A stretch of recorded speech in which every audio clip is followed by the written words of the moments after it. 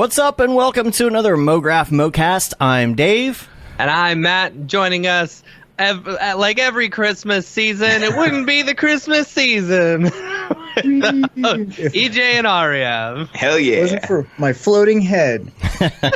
Yeah. And Mograph is a supplement to our site, Mograph.com, which is a motion graphics tutorial site with tutorials, plugins, podcasts, and other Mograph stuff.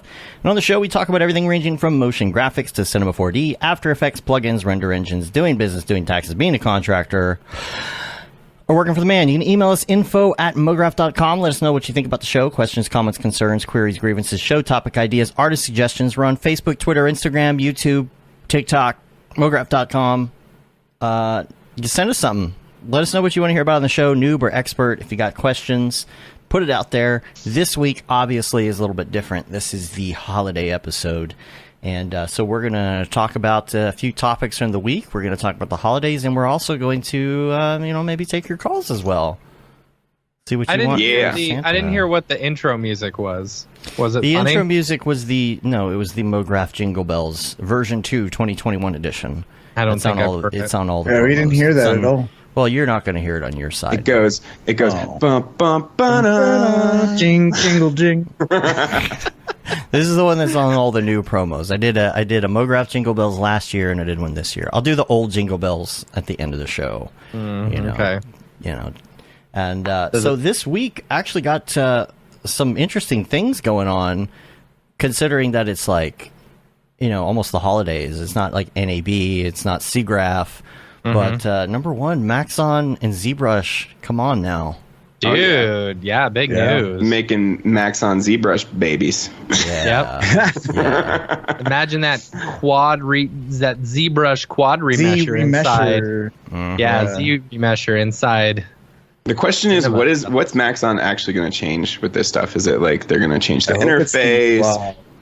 The pricing structure. I hope that they change. I hope that they make a classic layout like they have with R25, and then like but here's industry the thing, standard layout. How much have they changed other pieces of software that they bought? Like Red Giant, not really yet, and Redshift, not really. Redshift significantly. Well, Redshift, really? Okay. Yeah. Well, maybe I'm just not in the. I'm not the Redshift guy, y'all. You're not Redshift, Jesus. I'm not. Yeah. The newest Redshift is like way easy to use. Oh, like that's as good. far as like setting wise. like adaptive automatic sampling. Yeah. It's still super bullshit for all the nodes you got to create, but whatever. Well, it's still, they still got a ways to go with the actual integration, which I think is what everyone's asking. Like, it's been, how long ago did they acquire Redshift? 2 years ago? It was, I don't know. Was that the before times? I don't even remember. It was in the before times. I think it was the before times, because they had a 10,000 booth years to ago. announce it. They had a booth to announce it, so. Yeah. Was that the last That time we might were have at been- NAB? I think it might have been. I don't know. So 2019, Yeah. Okay. and here we are. 3 gonna years. be 2022, and still not fully integrated. Doesn't come with it, all that kind of stuff. Like the lights are completely separate. Well, I've heard a lot of people in like our Discord hanging out and stuff. We got a Discord, by the way, we've been hanging out in. If anybody wants to pop in and say hi, just hit us up. And we were talking about ZBrush with quite a number of people in there, and I know a couple of people were trying it. I think Vernon, Jags, and the general consensus with ZBrush was that the interface was so hard to use, like the just navigation and everything, and that's a really hard thing to do. Like when you know what you want to do and you know how to do it from a theoretical standpoint, right? Yeah. Like I know theoretically what I need to do. Company would change their the way that you navigate in 3D. Like Blender people, you had the option for industry standard, but like the base way of doing it, was different. It's like let's just keep it standardized. Then everyone knows how to work in 3D. But the biggest gripe I've heard is what if the standard isn't ever the standard that everybody likes? How can we? Nobody can agree on anything. Even with at least most 3D softwares can agree that blue Z-axis is away not from all you. of them. No, not Unreal though. Blender is Z is up. I feel like that's the Unreal way. I feel like 3ds Max might be slightly different too. Is it? Their axis? Max, I think is the same. Is it? Okay. Yeah, it's mainly that, like, if you can't change the controls to really do exactly what you want it to do, then it's really hard to learn a piece of software. Unless you're really getting that time in for that muscle memory. But I've heard a lot of complaints recently about the navigation of ZBrush and even the interface and everything. And I'm hoping that that's a good sign that maybe some of the ease of use, some of the intuitiveness of Cinema 4D will be, Yeah, that'd be cool. Yeah. I mean, at the same time, it's like the best for sculpting. There's no better program out there for sculpting. It's cool that Maxon bought it. I mean, people are on the fence. It's like either you're into it or you're not. I wonder how the ZBrush, like the native ZBrush users feel about it. Oh, they're pissed. Oh, just look at Twitter. Really? Yes. They they're like, oh, Maxon's coming in and killing off all these good What things. are they afraid? What are they afraid of? I don't know. What's the same reason a lot of why people are like, other... oh no, I'm gonna have to go to subscription, and that's whatever. What I keep hearing. Yeah, but like, if you look at it, like they already had a subscription. Maxon, I feel like just takes software and usually makes it cheaper, which is, I mean, like, I guess it's hard to do that in this case. I've heard that if you bought the original ZBrush, you just get free updates for life or something like that. Not anymore. I think they changed that. Well, I don't know how they did that previously. Like, they switched over to a new model where you it's similar to like the way X Particles works for like a perpetual license, where you buy it, you have that license and unlimited upgrades for a year, but you still have a perpetual license, or you just rent it for a certain amount per month, I don't know. Also, we're all artists that make money, so like things cost money, man. Yeah, they do. You're making money off of it. You can pay it off pretty quick. Yeah, if you look at Twitter, it's just rabble, and I feel like this was an incredible move for Maxon. Did you see? Yeah, Tokyo's saying that it's perpetual forever. Not when I looked it up the other day. Free updates forever. It's not perpetual. People are mad it's perpetual forever. I've heard that from not free multiple updates people. Forever. I don't think. It's not that I don't understand their concern. Hopefully, there's some sort of answer to this, but I still think it's an incredible move by Maxon, and it's something that is really going to help. Because here's the thing: it's like, the sculpting in cinema has very much gotten better over the years, but it's not ZBrush, right? Right. So people are like, oh, you need to improve your sculpting, and they say, it's ZBrush Lite. Yeah, but when people like are really wanting them to improve their sculpting, and so they say, okay, let's buy this ZBrush, which is awesome. Yeah. And they're like, well, not that way. Okay, can someone point me to where it says free updates for life? Because I'm literally on their page right now, and it said they probably removed one-time fee, lifetime license, but 1 year of free upgrades. I think that was a thing, Well, but you bought it years ago. That's the thing. I think you were grandfathered in to a previous one before they did the perpetual license. That makes zero financial sense to release a product and give updates for free in perpetuity. How would you ever make money to continue updating? Only the new users. Right. It was for people who bought years ago. Right. And they switched over to this 2014 perpetual license, this new one, a while ago. So those people were grandfathered in, like Kurt here says. I bought it in 2014. I've gotten every update for free since. I wonder how they're going to handle that, because obviously people are going to be upset if they can't continue that. Yeah, they should. They should grandfather them in again. Yeah. Because it's I trust such a small to do well by do the right thing. Yeah. Well, I think, did you see all these people talking about how there's a substance modeler coming out that looks very much like a ZBrush, but like not a crappy interface though? That's cool. Yeah. So I wonder That'll if this was a response to that, Yeah. Where, substance is like... Has anyone used Sculptron like extensively? I still have never used it. I haven't, but I really want to. Like, I love the idea of Sculptron. Yeah. I wonder how it compares. Like, nothing compares. Sorry, I'm really tired. ZBrush. When you got Forger, everyone was wondering, like, okay, you just got Forger 2, that's sculpting. Like, why are you doubling down? One thing I will mention about the Forger thing is you're basically getting an iOS developer And I think you have to think beyond just the use case of that app now. Just because everything's going mobile, we need to get Chris to call in right now because he actually knows shit. He's like, he says Substance looks like Z Modeler but not ZBrush, and I don't know what the difference is between those two. Yeah, didn't ZBrush just add like cloth dynamics? Like you can paint cloth wrinkles, and there's like simulations going on in there. Chris, if we can call you, let us know, and I'll just patch you in. Yeah. Get the expert on the line. Exactly. Yeah, Adobe Modeler or Substance Modeler looks pretty dope from what I've seen. They're going to bring in, they're obviously, maybe not obviously, but gonna mix some of that ZBrush stuff in with Forger. Matt had to get up and yell at the dog or something. Mm-hmm. Well, I didn't realize you can actually you can apply to public beta for Substance Modeler. That's cool. Yeah, I'd like to try that. Yeah, I like the thought of being able to use your pencil and use your iPad to model things and then bring it straight in.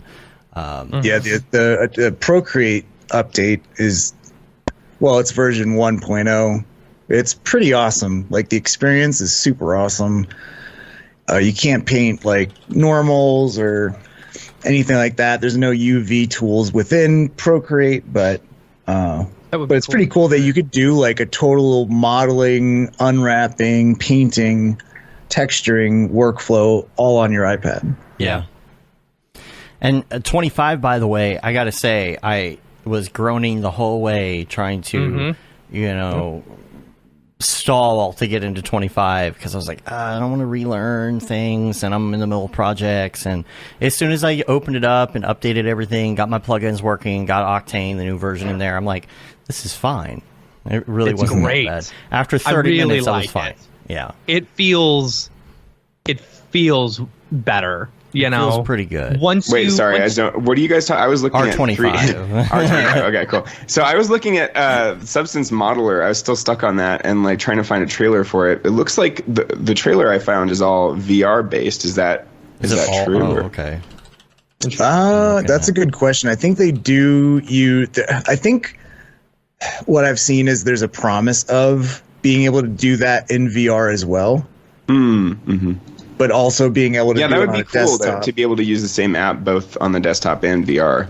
Because that's the thing. Looks really intuitive, yeah. Yeah, like if I could paint, like if I could use my iPad as like a Cintiq without needing to buy a Cintiq, that would be pretty dope.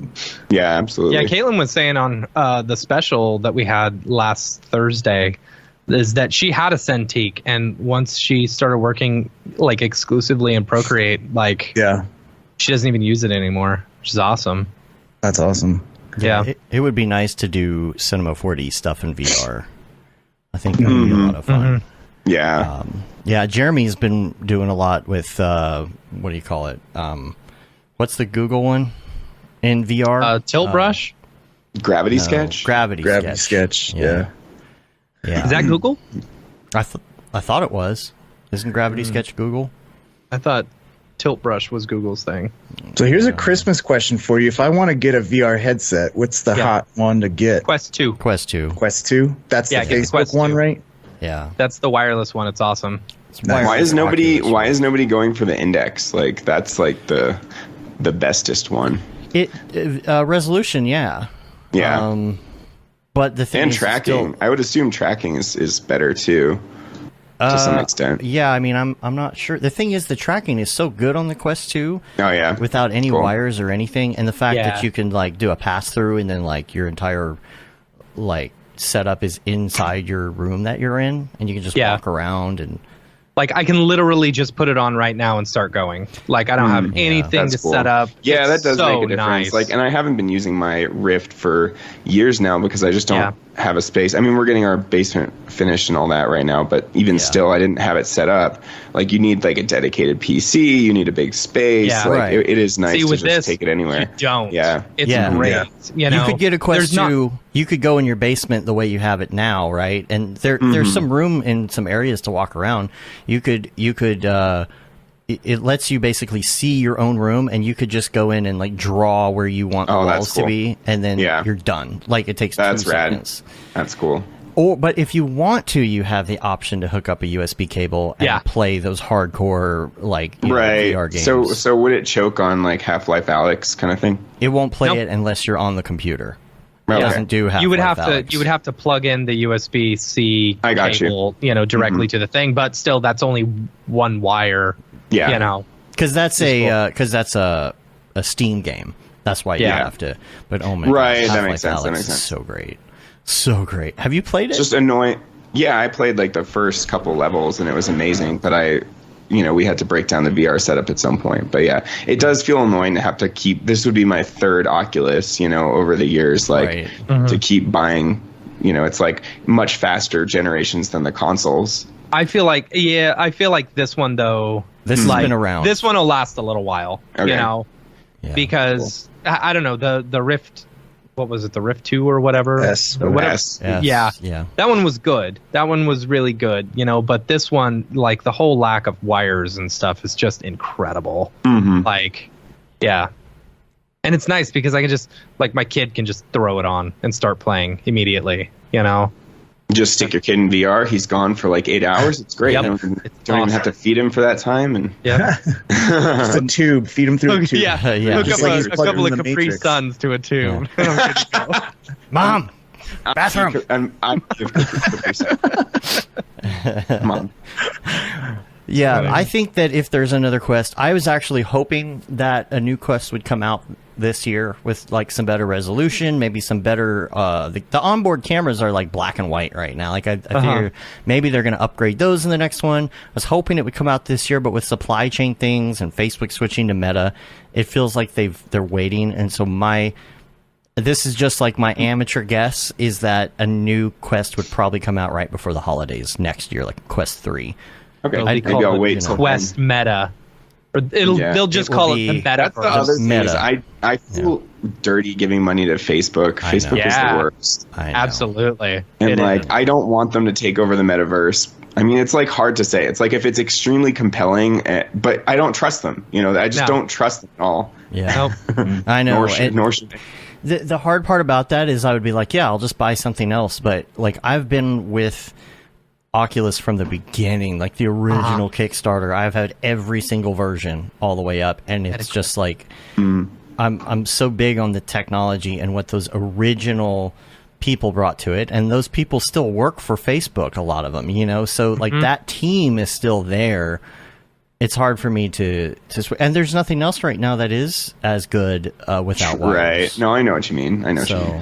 And they're ramping up hiring too. If you go to Facebook's job board, there's hundreds of 3D VR jobs that you can get there. So if you're looking for a 3D VR job, Shout out to Rob Hales, my bro. He's in the chat. What's up, Rob? Should call in, Rob. Yeah. Call in. We got to get some guests up in here, and we got to play our game. The way that Colin's going to work... Rob Hales, a.k.a. the only person to ever finish LCR. You think I'm joking? Yeah. I guess I technically did, but I didn't do the assignments. You didn't do the assignments. Yeah. I got to do understand the assignment. And even Rob hasn't finished a short film. Nobody did the short film. But okay, I've seen some pretty dope wireframe renders from this last session. Oh, cool. People are doing it. Tokyo Megs says he's in. I can try and patch him in the call here. Oh yeah, let's get him in. So give me a second. We'll educate our asses about ZBrush. Yeah, the way that it works is if you're going to call in, hit up a text, not really a text, but just a message, a DM, if you will, to the Skype name Mograph Calls, and we will just say all up in our DMs. Get up all up in our DMs, and we'll be okay, we'll put you on the line, and we'll put you in line, and we'll get you in. So I'm adding the Tokyo Megs. It'll take me a second to patch him in once he shows up. So stand by, y'all. Stand by, caller. Stand by, caller. We'll see. Rob was it shows in my face, aka it aged him several years. Oh, Tokyo Megaplex was unavailable. Come on. Join the call, dude. Dude. All right. First time, long time. First time caller, long time photographer. Enzo feels attacked. We'll wait for him to. It says Meg's. If anyone's played with the Substance modeler, everyone's telling me it's not just VR, is it? It's desktop too. It looks like it on the. I got the page still up here. It looked like it was. Yeah, it's on desktop. I'm looking at it right now. Yeah. Okay. Yeah. Try 3D Workshop on desktop and in VR.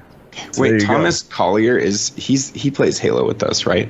Yeah. Let's play some Halo after this. I'm ready for some Christmas Halo. Christmas Halo. I gotta clean my house because my housekeepers are coming tomorrow. So Can I play Halo on my PC yet? You can. You can. The ones it, you guys EJ. play? Yeah, the new one. Yeah, we're all Jump playing. in with us. Play it today. Can I use my like Switch controller to? No. I need an Xbox controller. Silly. No, yes, you can. Yes, you can use your Xbox controller on PC.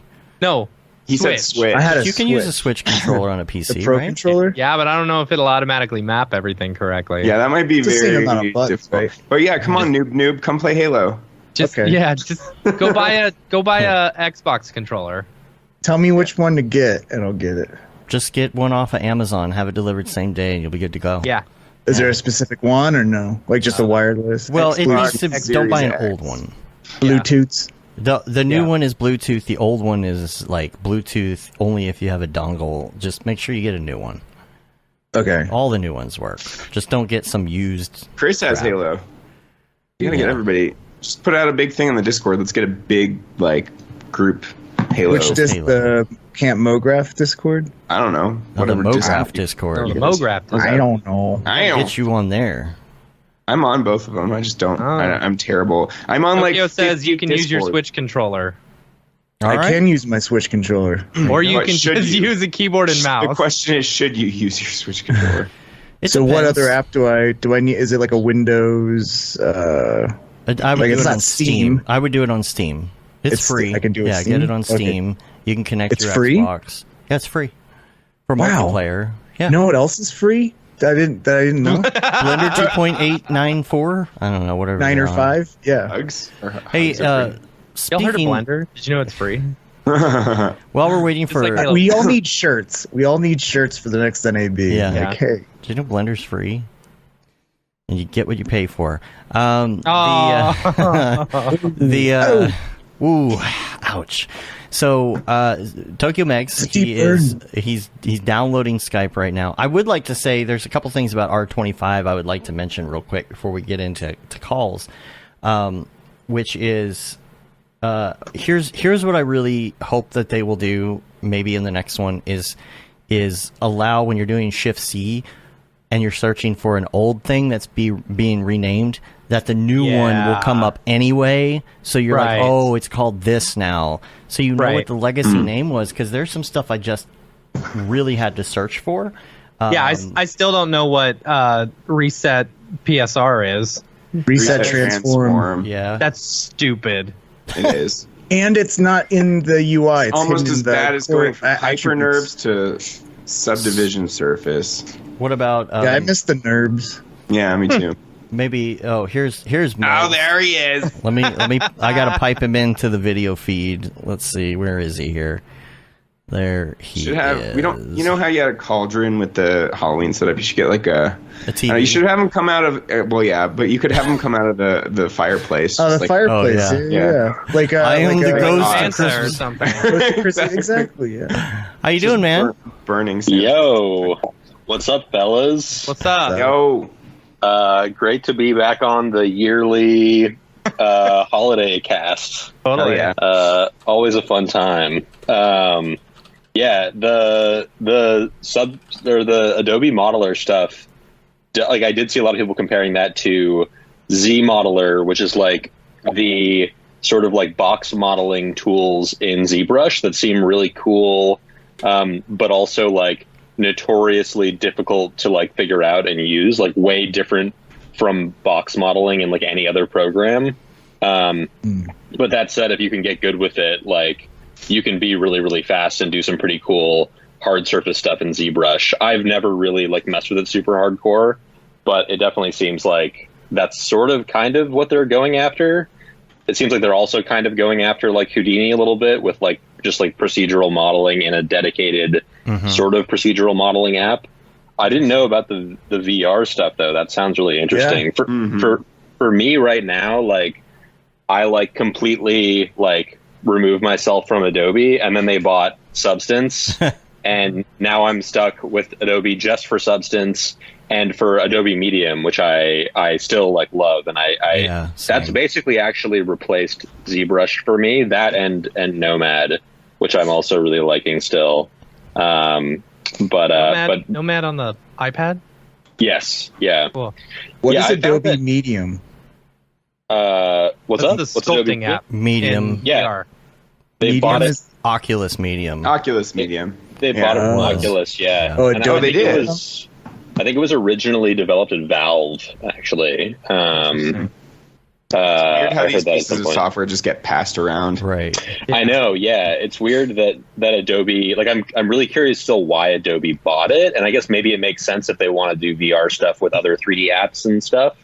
But yeah, it's pretty interesting. I mean, it's so great. For me, I found that, like, ZBrush, I, like, don't need almost ever anymore, because I am doing all of my character sculpting and modeling in either Medium. That's like my preferred way to do it when I have access to, desktop and VR headset and stuff.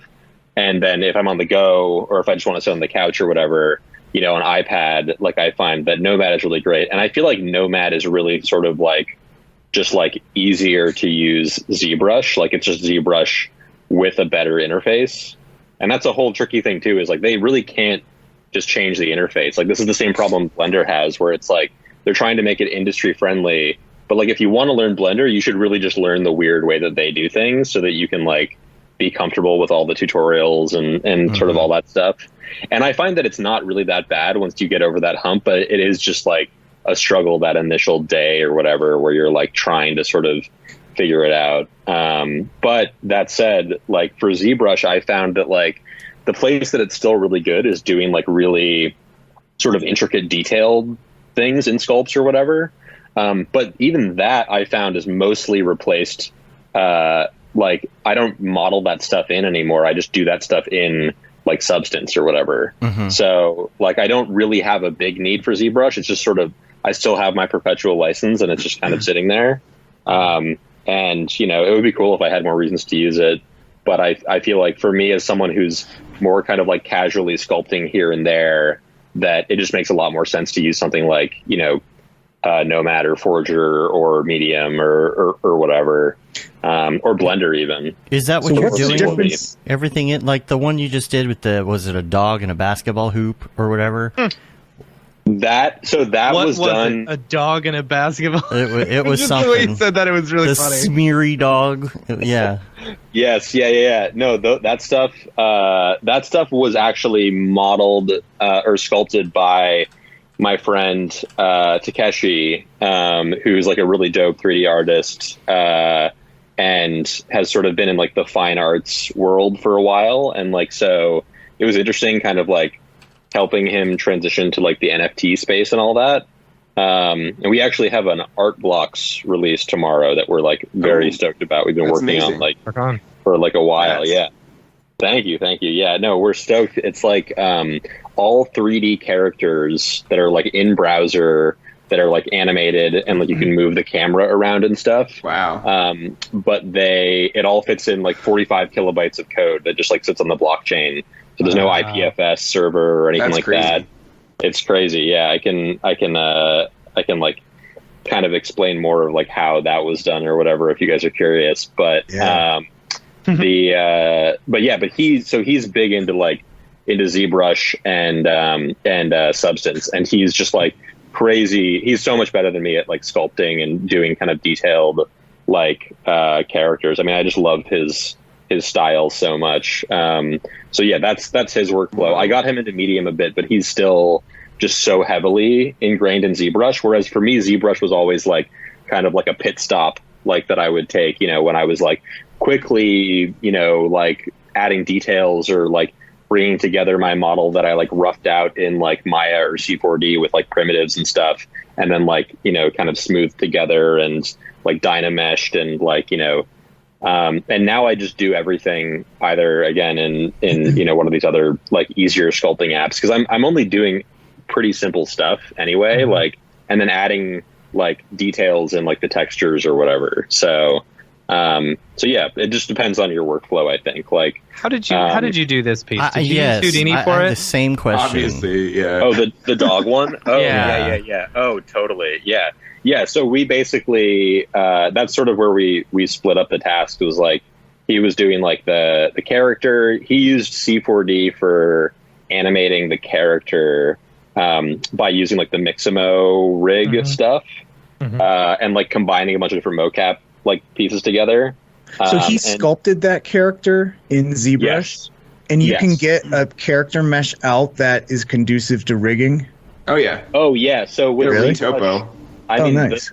the thing that's always been great with ZBrush has been the fact that you can do this great modeling stuff in it, but then you can also retopologize with Z-Remesher pretty well. Although if you want to do like high-end retopologizing, you want to do it like by hand in C4D or Houdini or Maya or whatever. If you need to eyes the blank and custom, like really granular stuff like that.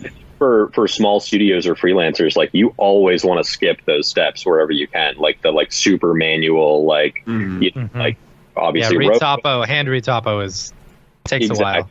Exactly, yeah. So, but I find that for my stuff, like Z-Remesher has always been perfectly fine for everything, and now I use the Exoside Quad Remesher plugin, which is made by the same guy who originally did the Z-Remesher plugin for ZBrush.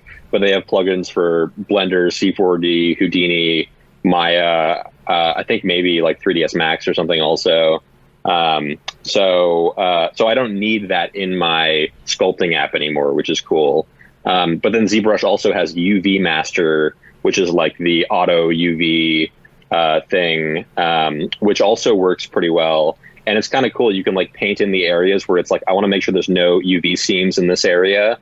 And then I want to make sure, that there are. I feel like this is something I showed you like a long time ago, David, when we were working on that music video. And then I immediately forgot it after. I know. So that's the thing, is if you're using ZBrush as like a quick pit stop thing, you will forget all that stuff so quickly. Yeah. So a lot of that stuff would be better for them to probably just like port over to C4D or whatever for like those users who don't want to have to jump in a separate app. And then they should probably just leave ZBrush the way it is, I feel.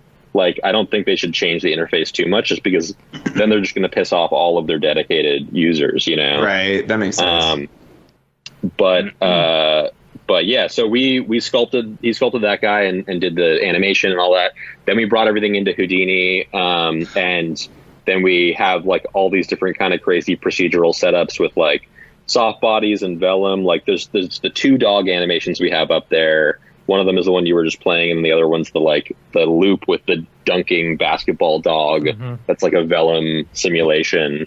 But yeah, it's basically just like emitting flip fluids that are like super viscous and also like colliding with the dog itself, like right after emitting sort of off of the shell of the dog. That's so cool. So each frame would emit, and then it would like keep going, or it would emit each frame.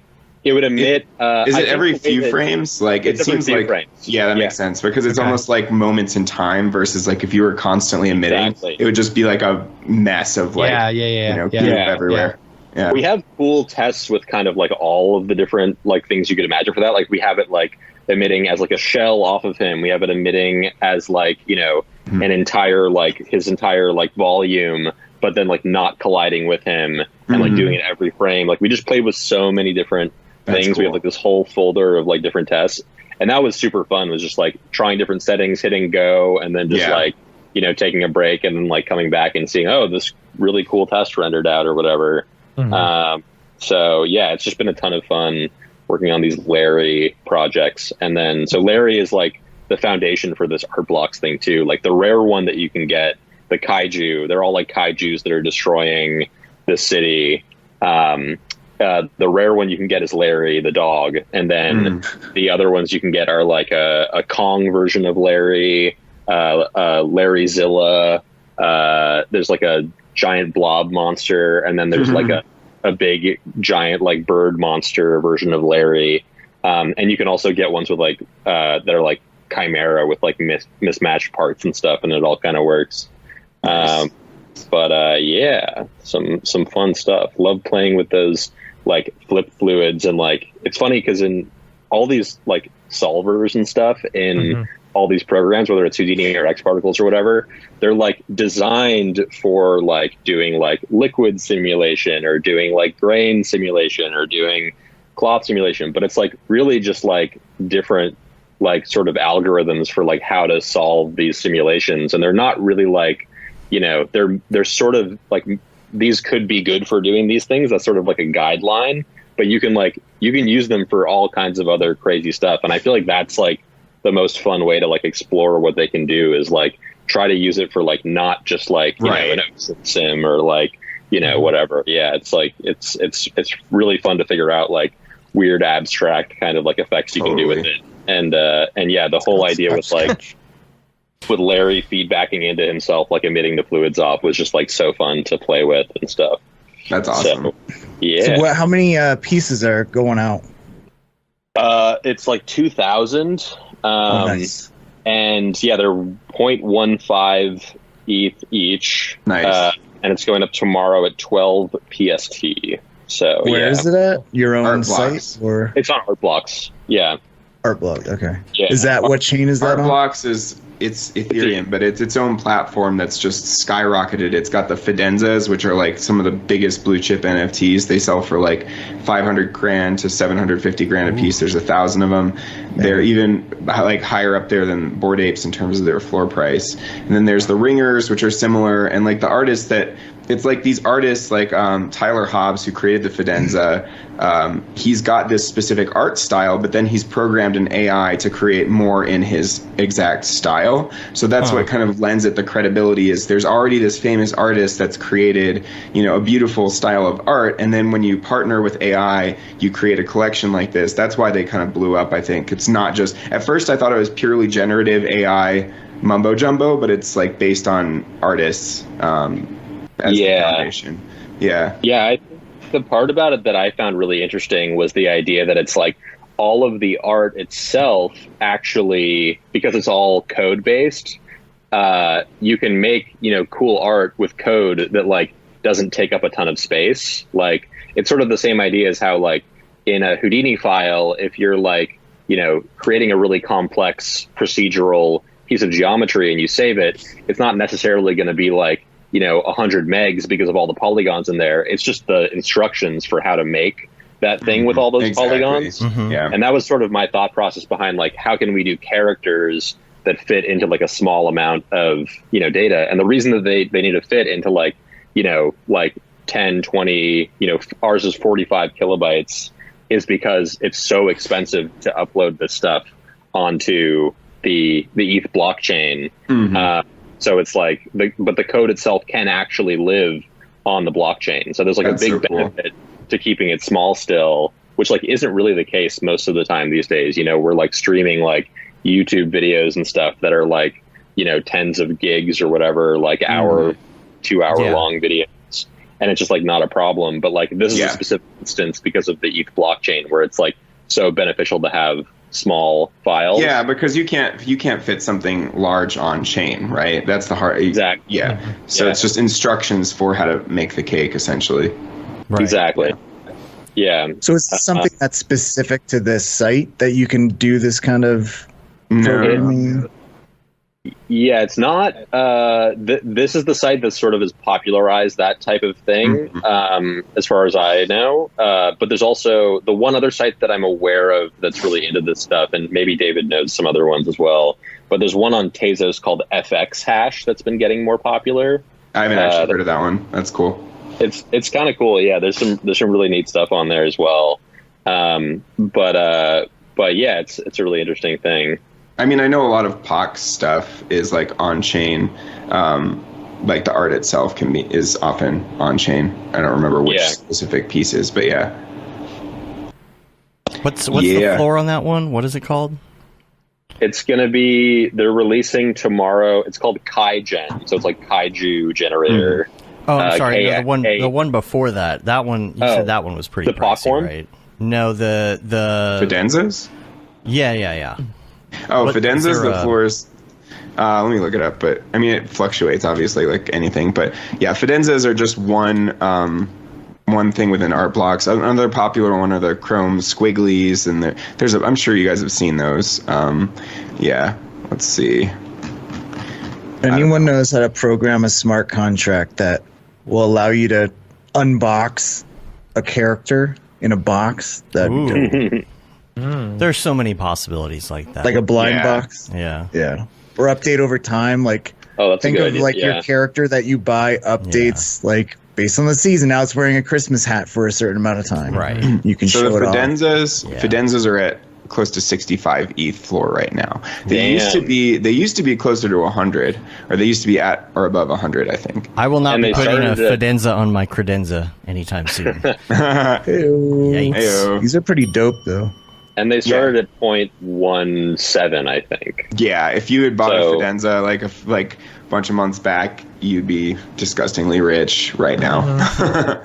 So these are all generative? No. Yes. Well, yes, but they're based on Tyler Hobbs' art.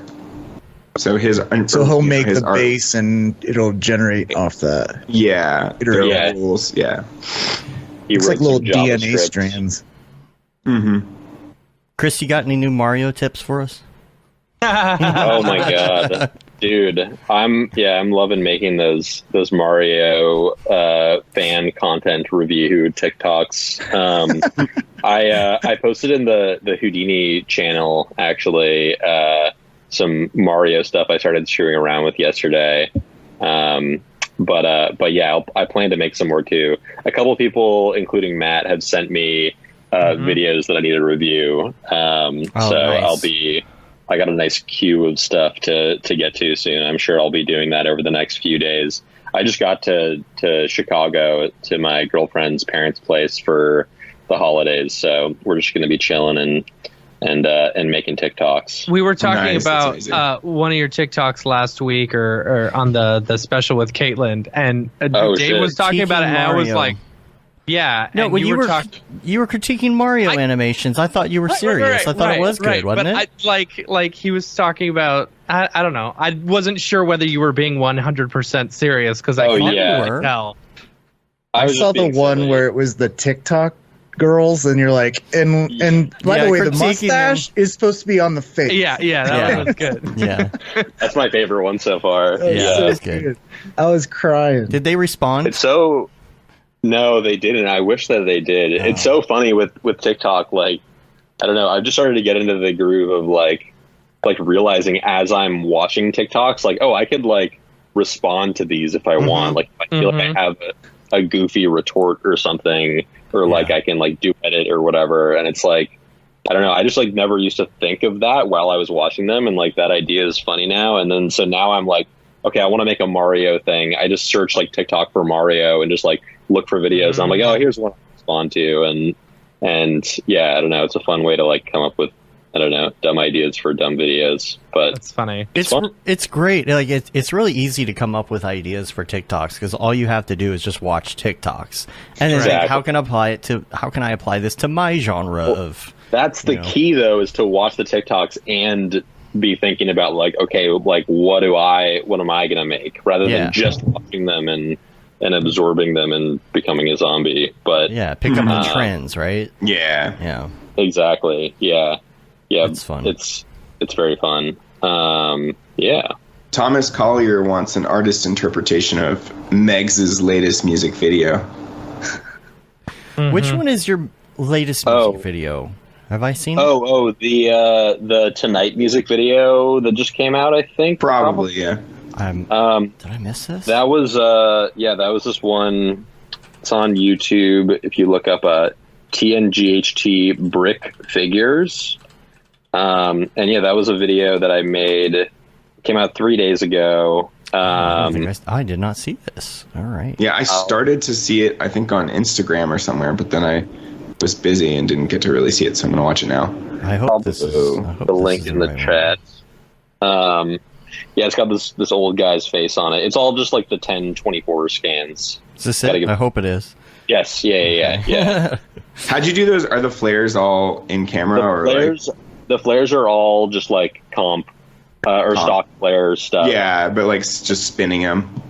Exactly. Yeah. Dan Straight is the director of this video, And it was just me and him working on it basically. And he's amazing. I love working with Dan. He's got like some Apex Twins stuff. Mm-hmm. A lot of people said that. Yeah, it was like very like Chris Cunningham-esque. Yeah, it is. Which I feel is a compliment. Yeah, for sure. It totally is. I'm a fan of his stuff.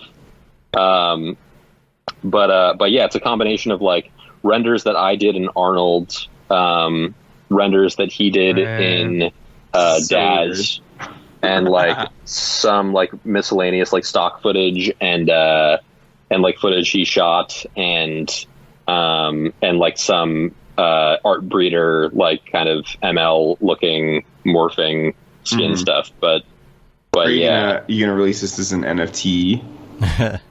Honestly, they might, because like I know Warp Records, they've done Aphex Twin NFTs. I mean, these guys are on Warp and Lucky Me, so it's like a two kind of label thing. And I think both Warp and Lucky Me have like been posting stuff on Foundation. These guys released, I mean, their most famous song is this one called Higher Ground, and they kind of like originally popularized like the big kind of EDM trap sound back in like 2013 or whatever, with like the big horns and stuff.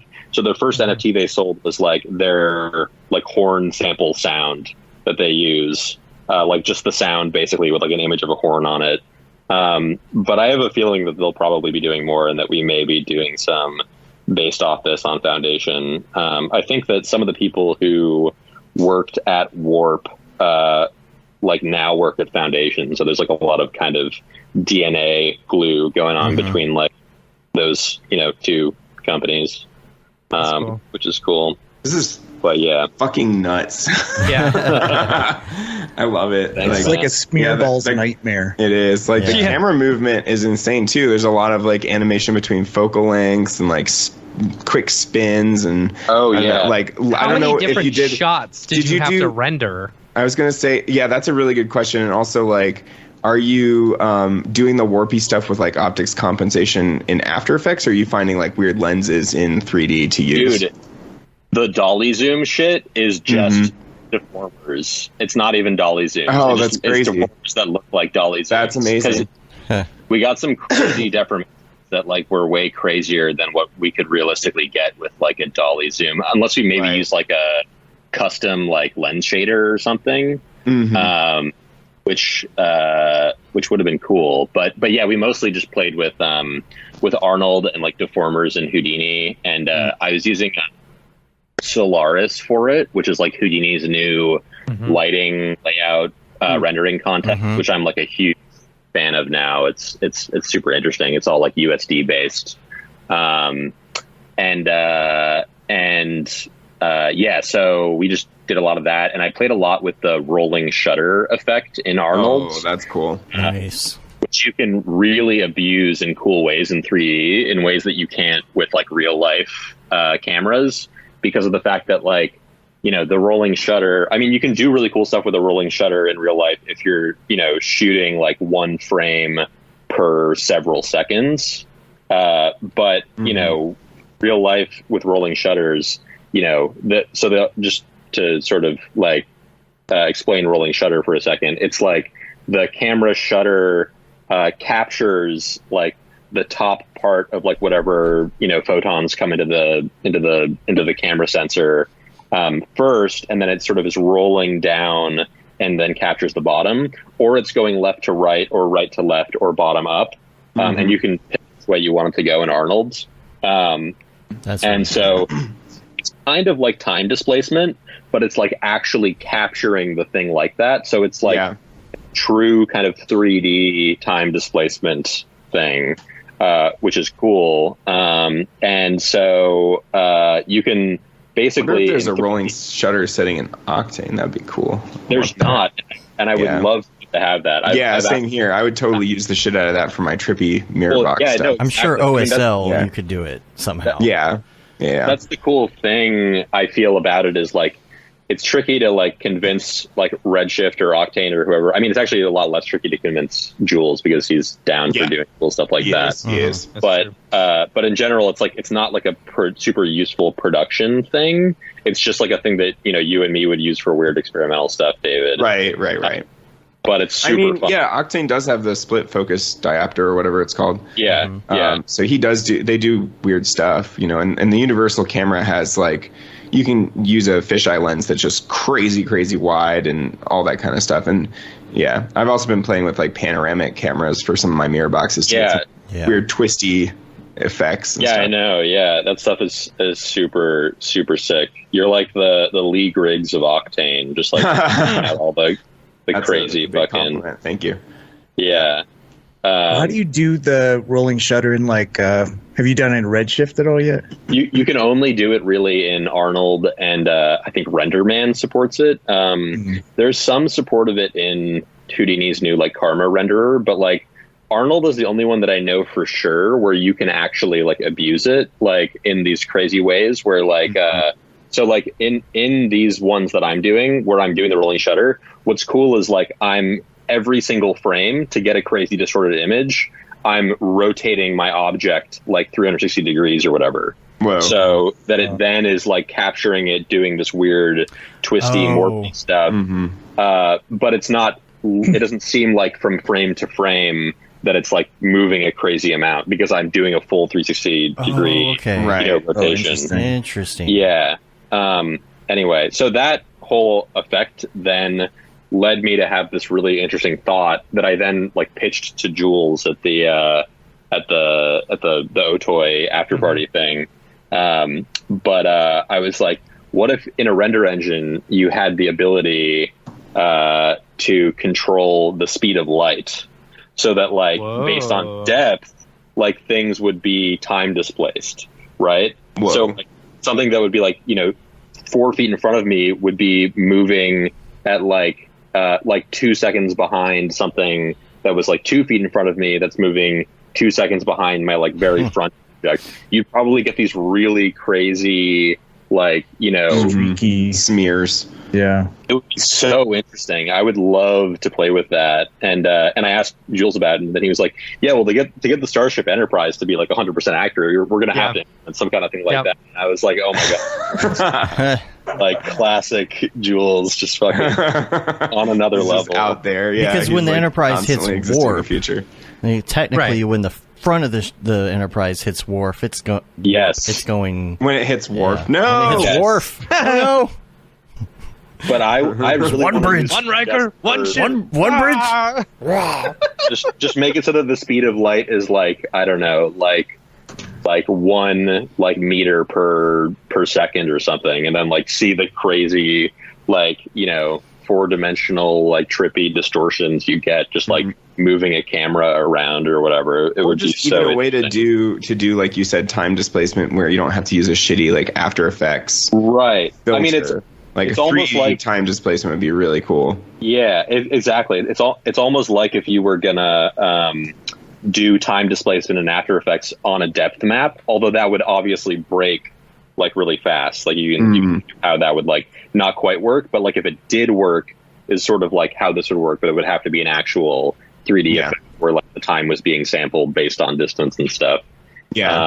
EJ just dropped a really good link in the chat. This is Tom Cobin's latest piece with my weird distortions. With my buddy Abel doing the sound design like he do really well. But yeah, so Tom has been, this is like the third one in his series, and they're just fucking crazy. He like manages to, the way he does this is through a joint chain, an IK chain. He manages, and the mesh deformer. So he gets the entire scene essentially in a mesh deformer and manages to get a rippling IK spline dynamics, or not spline dynamics, IK dynamics chain to create these ripples.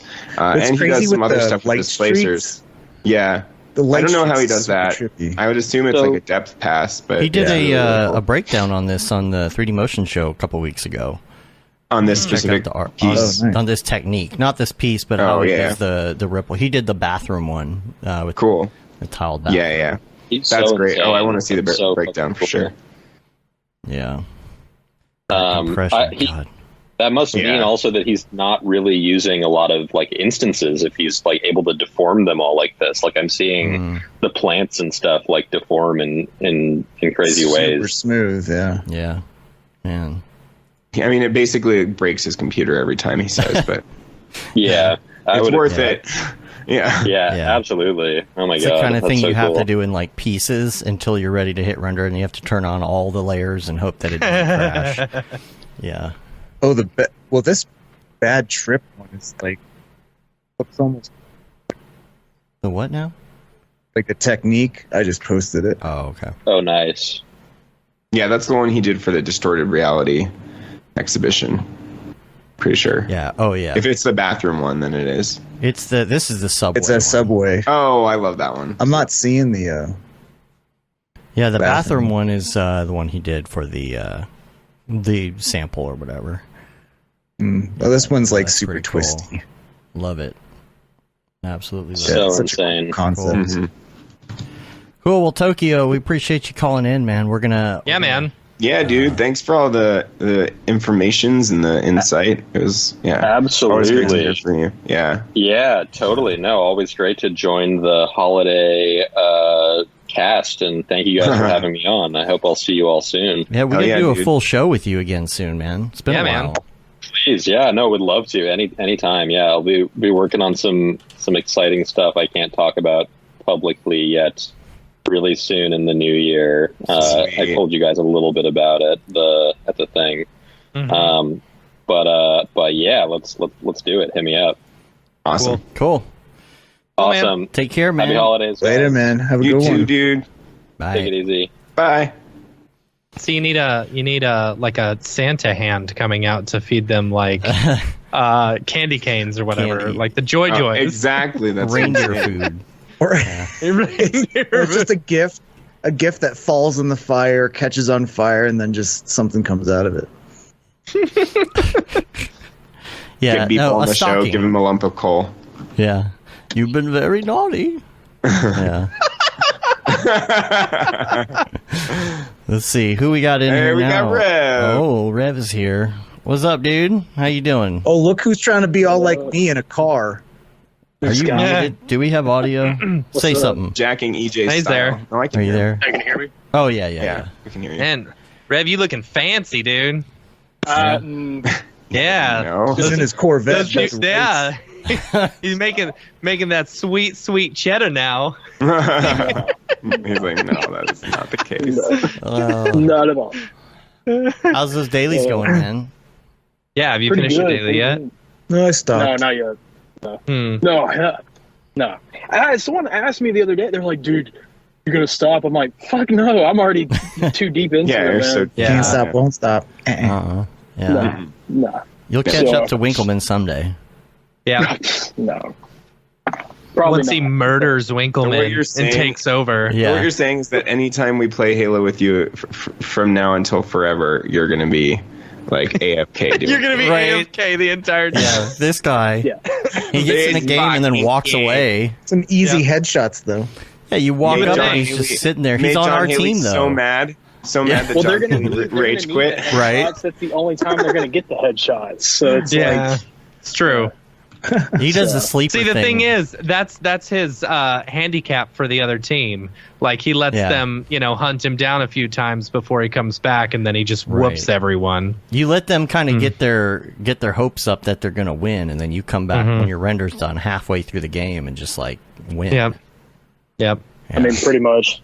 I'd like to see you and Thomas go at it, though. I'm telling you, Thomas had quite a bit. Yeah, Rev, do you have a Series S yet? You gotta get the new Xbox, man. Nah, man, I can't even find any. Everything is like marked. They're on Amazon. They're on Amazon for not.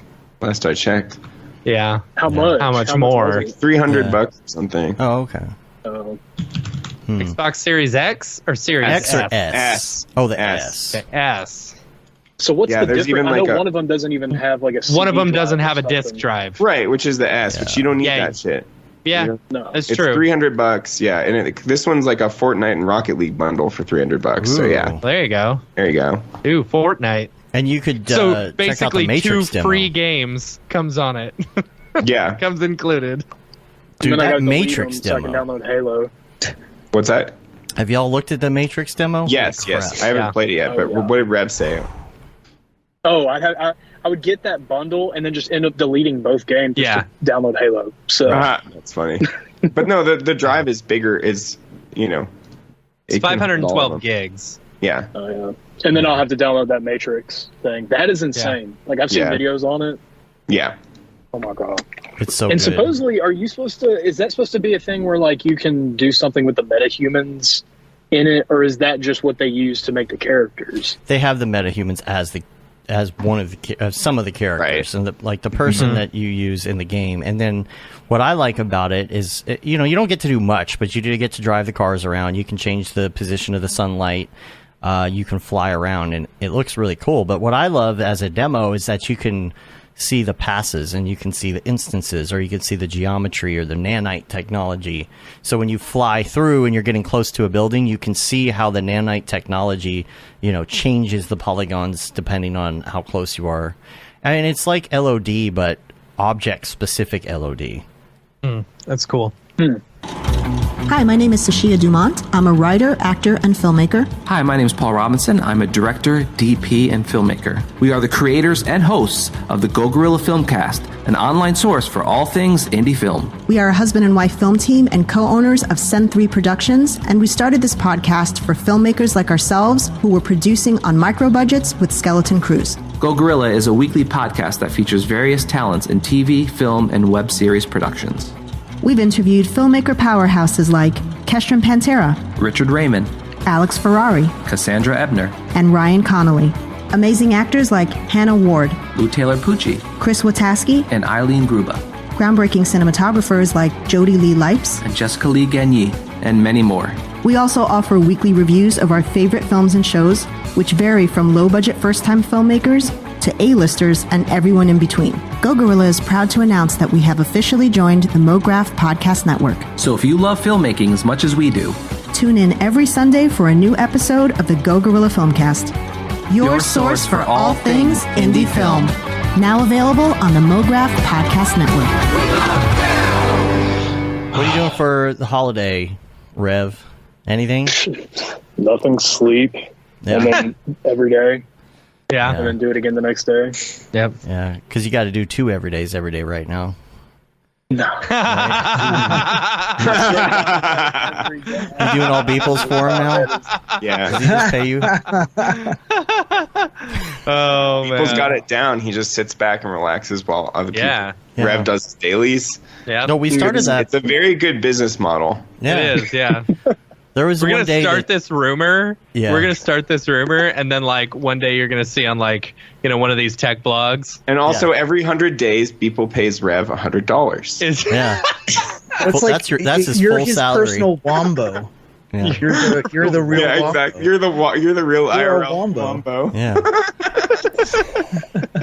Rev is like, I'm gonna get off this stream now. There was one day I'm y'all. gonna rage quit this call. Like, I'm just gonna fucking end it because like I don't know. I'm like, We're gonna keep saying this shit if you're here or not, Yeah. bro. Winkleman's gonna hit us up and be like, "Bro, no, he's gonna hit me up. He's gonna be like, bro, this guy. What are you doing? You People name on Mograph podcast. Get back to work, a-hole, you damn chole. y'all both had a pyramid in your post at the same time the other day. Yeah, and you both had emojis in your same post. Yeah. I'm telling you, We y'all thought you planned out. it. You're trying to just piss us off. I Assimilate. know that's what it is. Part You of should the plan You're making it. us start conspiracy theories. Especially with somebody the pyramid. mentioned it. Yeah, somebody mentioned it at the meetup in LA. Mm-hmm. Like, was it you, Matt? It was me. Yeah. Oh, Yeah. Oh, Yeah, John. I think it was John It was Haley. one of us to give you shit. I think John Haley was checking out the metadata to see what was going on there. Yeah, or right. something. oh Somebody yeah, just, he went posted. deep into it. Yeah, trying to figure That's out. funny. It's funny, dude. Cool. Well, what's in store for the daily today? I don't know. Can we What throw are in some Beeples doing? suggestions? Can we Do you want, give you some variables? Yeah. Can we give you Beeple's head? I think I already. there you go. Oh, you already have. Okay. Wait, Rev, that's a good question, Rev. What is your process for deciding what the fuck you want to do? Like, do you just sit down and start making shit, or like do you have like a list, kind of a backlog of like, it'd be cool to see like a twisty forest or like whatever the hell like it is, you know? I don't even know.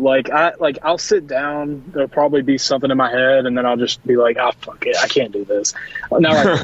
And then I'll just go on Pinterest or something, or go on Instagram and just see what's up and get some ideas or something. Go to Beeple's timeline and be like, okay, yeah, I'll do that. Well, I guess it's another wiener one. Yeah. Oh God. Do you guys see That deserves a bell. Oh, EJ, that was funny. Yeah. It was so funny watching people on Joe Rogan. Like, wait, is this the same wiener model? Like, okay, something's going down here. Yeah. I haven't I got finished a, Joe Rogan, but yeah, I started watching the Joe Rogan. I got a flux capacitor if you want it. A flux capacitor so you can send them travel in time. That's the thing. Send me like ideas, and I'll just fucking make something Cool. out of it. All right. I'm down. We're Over Halo or something. Keep trying to send. Not over Halo. not over Halo. That Halo Yeah, come render on. was Your great. time management skills are terrible. Get your daily done before Halo time. Before Halo time.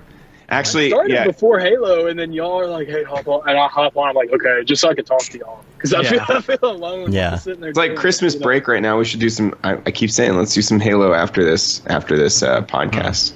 Yeah. Except for Matt, because he's got. I gotta clean my stupid house. Lame. Gonna clean your house. Billy's Why here. can't you get the house cleaner that Beeple bought? Yeah. Well, I have a house cleaner, But he has to clean for the I have to house. pre-clean. You have to pre-clean. Like, oh It's true. gosh, like, yeah, when you got 2 kids who are under the age of 10, like, they destroy your house. So, like, you don't want housekeepers coming in and being like, I'm out, I quit. You know? True. How'd they get So- shit on the ceiling? Also, like, if it's clutter and You're stuff, joking, but it's true. Yeah. Oh my god. I was also gonna say, if there's like tons of clutter, they won't know where to put it, so you kind of Right. gotta do that. Yeah. Yeah. Right. So, Cool. man, Mm-hmm. First world problems. Yeah. we should pick a date though, like, you know, like the week after Christmas, one of those days, and we should just do it Halo Day. Another Halo Because day.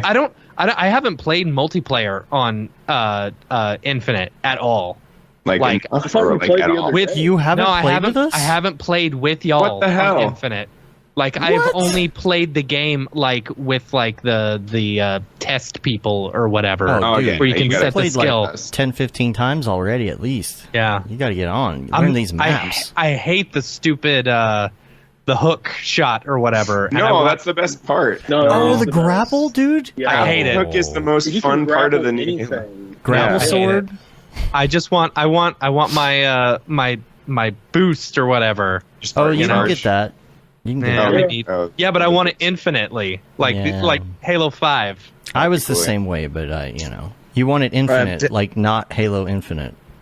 I'm Right. downloading Halo Infinite right now. Yes! And your stream starts And going. streaming. Your stream And my Quality stream is taker. going to crap out in 3, 2.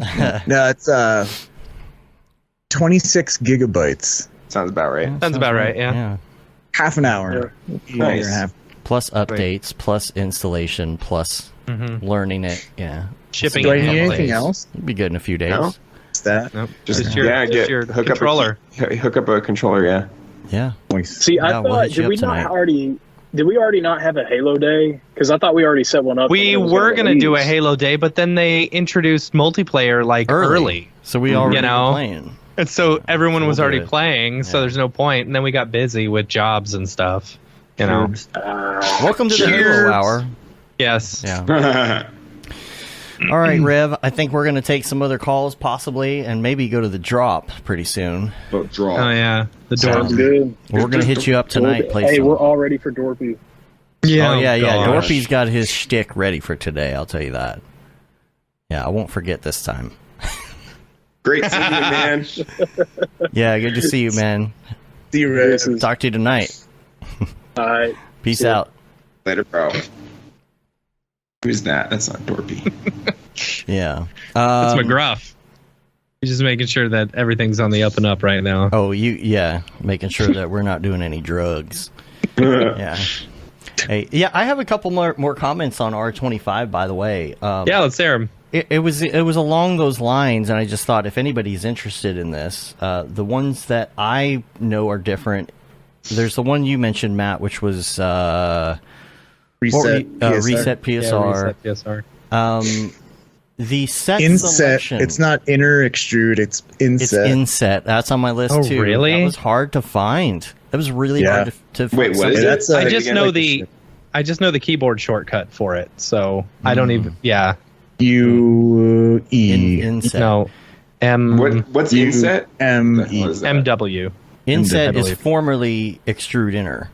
Oh God, why would they do that? That's a tough one. And then set selection is what now? Store selection. Store selection. Store instead of set. I don't understand why would they change it? I don't know. Like, is that an industry standard type thing? Store selection makes more sense. Makes more sense for noobs. Yeah, it does. If you say set selection, here's the stupid thing. Like, you click on a selection, and then you hit store selection, it creates a new selection. On the previous version, you could click on the selection thing and hit set selection, and it would replace that selection. Does it not do that? It would update. No, it doesn't. I don't think it does that anymore. Oh, I like what that. does it do instead? It doesn't replace it. Just makes no, a it new just one? creates a new one. Oh, So you got multiple tags of selections. Yeah. So I don't need this crap.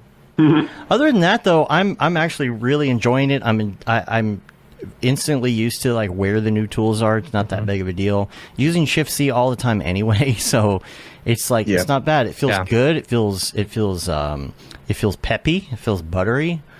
Make sure if you're putting effectors onto cloners or something, you delete the extra effector that it's adding on this newest update. What? It's a known bug right now where if you create a cloner and then you throw an effector on it, it puts two of them instead of just one. I may not have that update yet.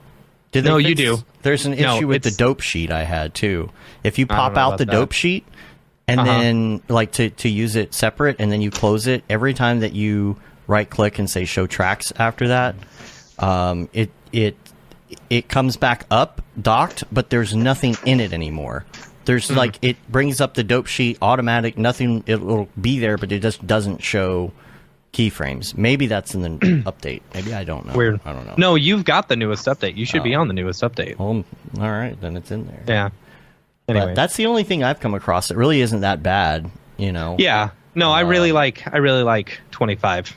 I'll be glad to be in it for the next year. And I like the look. I really do. I got to say, like people were like weird about it. Darker, but I think it's better. Yeah, I like the darker gray. I do too. I like it a lot. I probably won't upgrade for like another year or some shit. I'm still on 23, 24. Well, yeah, I was on 23 for a while.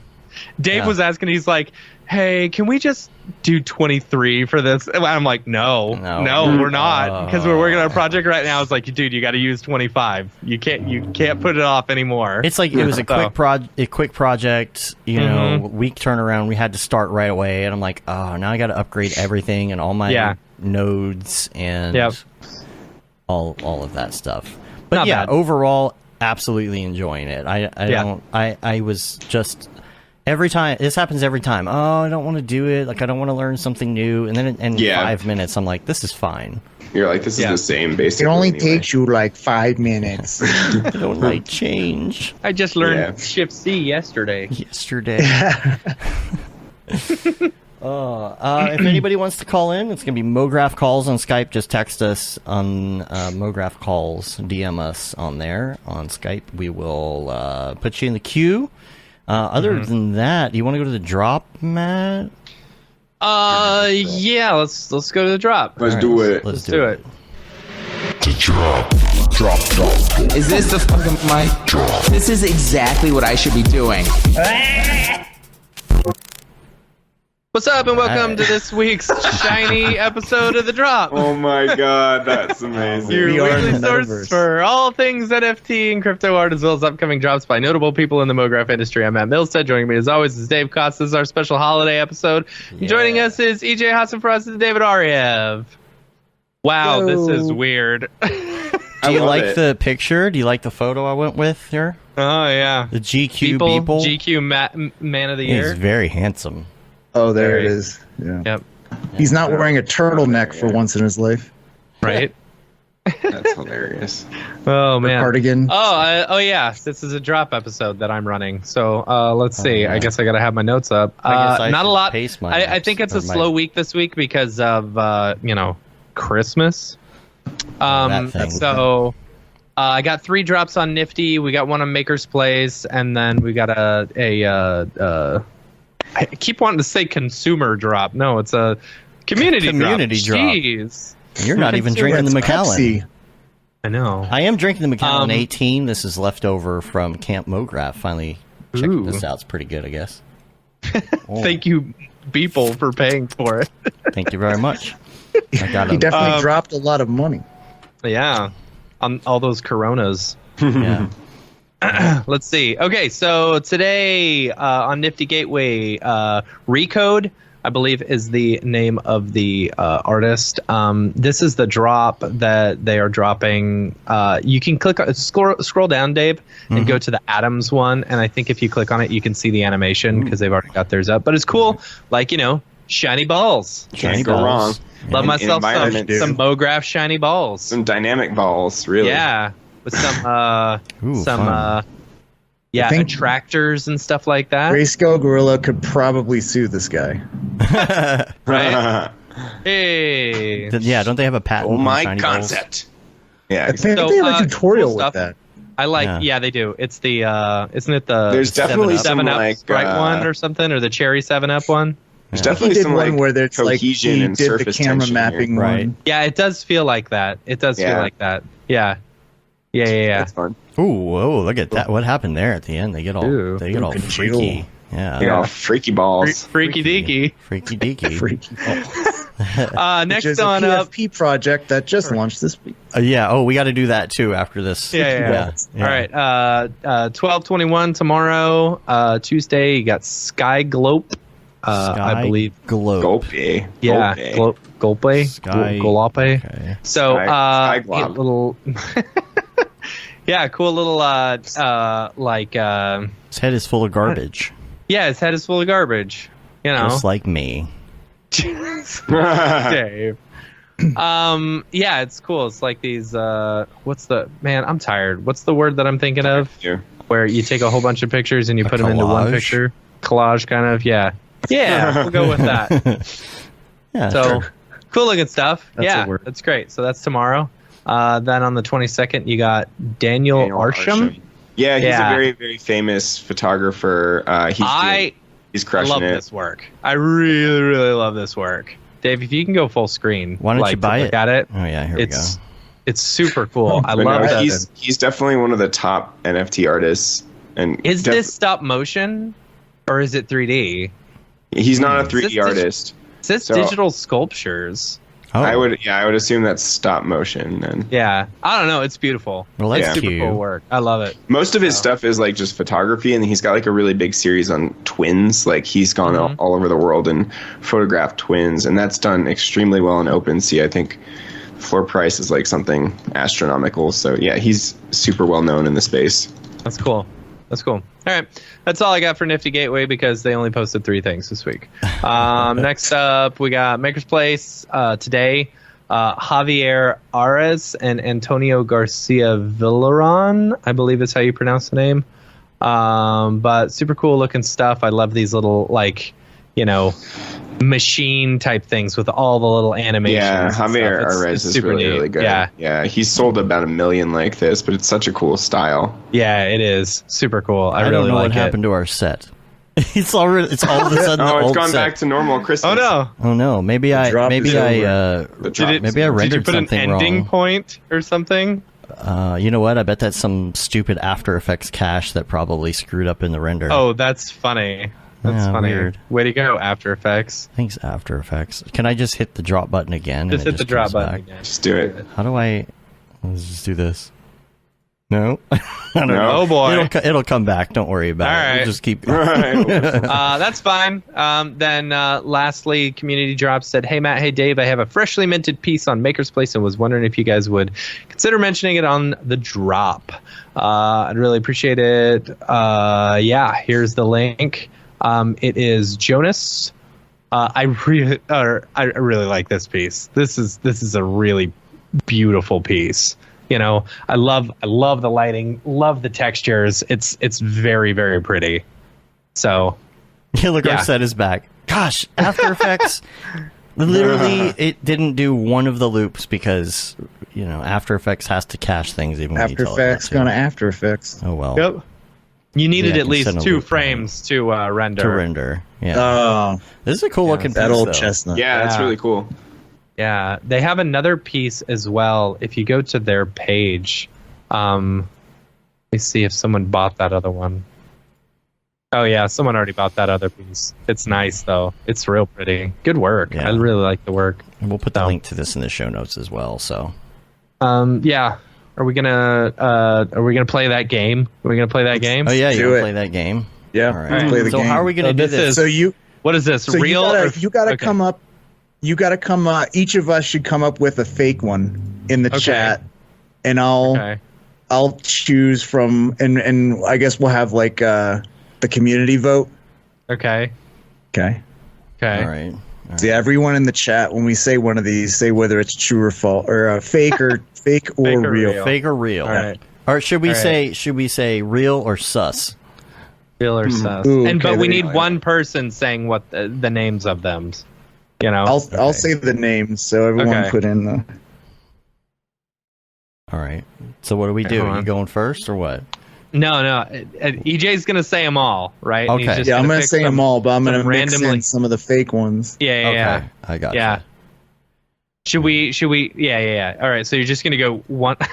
We're back to the old. No, I'm set. gonna fix that on the fly. I'm gonna fix the ending point on this on the fly. That's All right. funny. I can't believe it did that. Oh, there we go. There we go. All right, I Fancy. fixed it. Wait, I love that every David- texture is that. Yeah. It's so David, funny. you got to put in a fake one. But, Oh, I gotta PFP put. name. Oh yeah, Yeah, I'm gonna put in a fake one. Both of you. PFP. oh, just in the chat. Yeah. Yeah, in the chat, just make something up. You're gonna. Okay. All right. Real or fake. All right. Mm-hmm. All right. There we go. All right. That's a good Everybody's. one. Yeah. Oh man. All right. All right. Okay. So the first one, All right. and again, chat, real or fake. Chat, real or fake? Can't Real or Google. fake? Yeah. Pesky penguins, real or fake. PFP project, real or fake. Pesky penguins. Pesky I guess we have to. penguins. There's like a little delay. So we should also like make up what these are, right?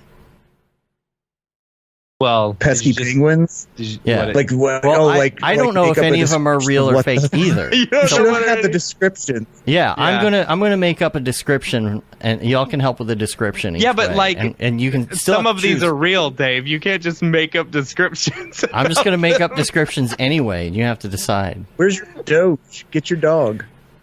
Make up Yeah. a description. He'll be here later. He'll be here Yeah, later. okay. He'll come see. Is it? Oh, see, we alright. got a fake We and got- a real. Yeah, we got one person Now, saying pesky fake. penguins. These are those penguins that are Pesky- like getting in trouble, right?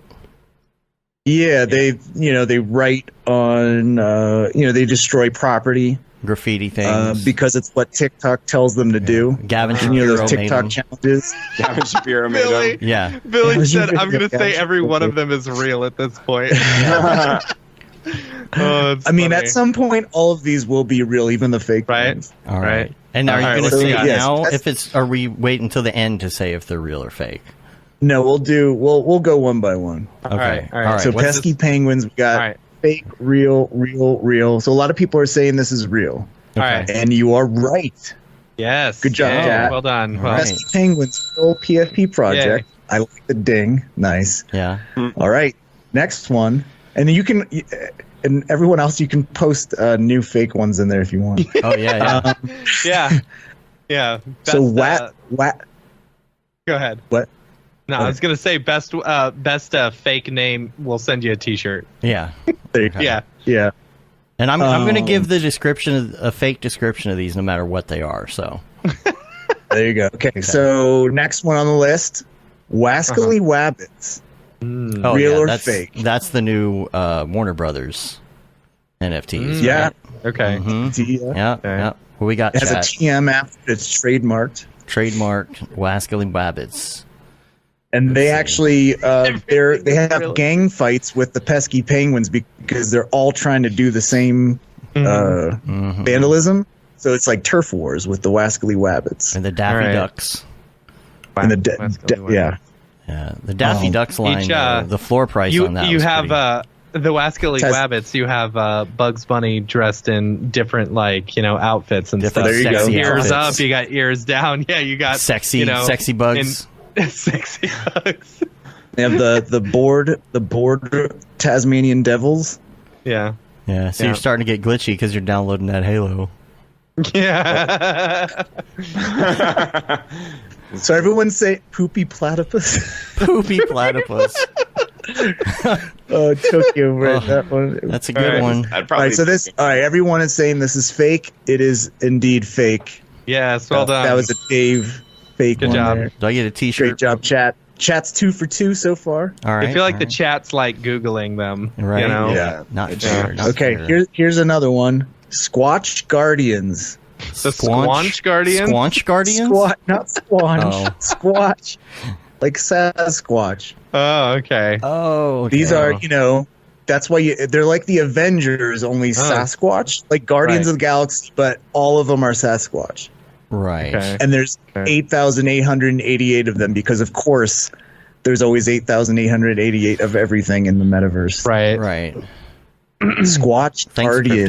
Crypto88. Yeah, what's the Squanch Guardians? What is the Squanch Guardians? Now that's a collectible. Yeah, that's a Justin Dude, Roiland don't say thing. squanch.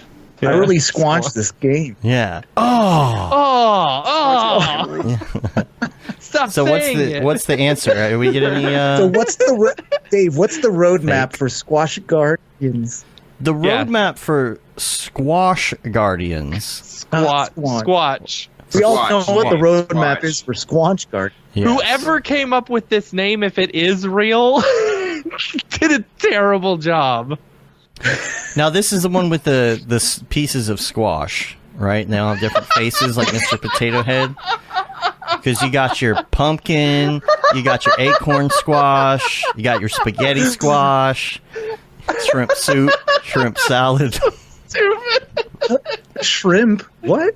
Oh, like bisque. Shrimp. And then you got to get in the bisques. Looking at your shrimp NFT like, whoa. I can't. Someone needs to make this now. Yeah. Squatch Guardian. So everyone's fake. Real. And We two got some reels. reels. So Yeah, we got real. we got some reels, but mostly fakes. This is real. It's Squatch real? Guardians Yeah. is real. I think the three LCR fakes at the squanched me beginning, were for the other one. Yeah. So we got a fake Not and that two one. reals. Yeah. So, yeah. This one Okay, is so real. that Also, That Rob was the says first one that LCR chat squashed me for real. Squanched me. Squash Squanched me Guardian. for real. Yeah. Squanched for real. All right. let's go with Galactic Geckos, real or fake? Mm. Galactic Oh, Geckos. yeah. See, that one- the that Geico one.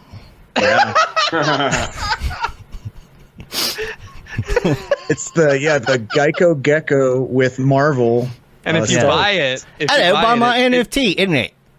it saves Do I you look 15% or more on car insurance. Isn't it? All That's you for gotta true. do is show the cop, show the police officer your Galactic NFT. Gecko, and it saves you 15%. Sharding in no time. You'll be sharded. Sharding? Funny. Sharding. Yeah, sharding. You don't know about Sharding. sharding? Galactic Shard. Geckos. Hey, All right. mint this, a-hole. That's their They're saying real. Is it real? Okay. Y'all are just real. y'all are It just is real. Googling. Good It job, is Jack. real. But it's the done. geckos 3 with for 4. the head, the astronaut helmets and stuff, right? 3 for 4. Weird enough to be real. Okay. Yep. All right. 4. All right. All right. What else we got? Go. Bumpin' Budgies. Next one. No, we Okay. can't Yeah. talk about But- that on the air. But Yeah. Budgies like bumping their butts together, you know. Yeah. Okay. Yeah, Okay. so like your PFP are 2 butts. They're different butts that you can use. Also, actually, no, they're 1 butt. You can get the other butt. Yeah. You have to merge the two butts into exactly. like a recycler event, that then becomes two butts bumping up. Two butts become one. That's the butts breed, and they share traits. Sang that song. They share traits and they breed. Baby butts that are voxelized versions for, it's like... Absolutely. Yeah. That's a Spice Girls song. For the sandbox. And then once you put them together, they fart ash, and the ash is like the actual ash. Like that you can use. And then that's the I'm surprised you didn't say they fart ass and not No, ash. Ash is the crypto right. You can get your ash and you can use it for other things, right? Yeah. It's Pox. Pox. Right. Yeah, Pox. Pox has done a collab with bumping budgies, and they're it's all part of the ecosystem. Yeah. And if you buy two of them, that's Tupac. Yeah. Speaking of which, that's there's a Tupac NFT. That's a Dorpy joke right there. Yeah. Okay, bumping budgies fake. Okay, chat gets it again. Yeah. Very good. Very good. All right. All of these ones that y'all are calling fake are going to be real next week. They're going to be real. Someone's going to listen to this. Mm-hmm. It's like Rule 34, but for NFTs. We'll go with this last one. So the chat needs to get this one right. Last one. Okay. In order to win. The last one. Okay. Turned up tikis. Turned up tikis. That sounds real or fake. So these are tikis that are turned up. So it's a bunch of different tiki drinks, right? In the little cups that look like totem poles. And they're turned. Yes. And they're turned up. Okay. Because they have alcohol in them. Exactly. Right? Okay. Yeah. All right. Yeah. And the roadmap for this is you drink them and you get drunk. That's the roadmap for this. That's wow. Incredible. Okay. Innovative. Little donkey with a light up sombrero. Real or fake? That's a mouthful of a PFP project. We got fake. We got Kissy Face from Tokyo Meg. Kissy Face PFP. I guess Kissy Face means real? I don't know. I don't know. All right. We got one real, we got one fake. What is it?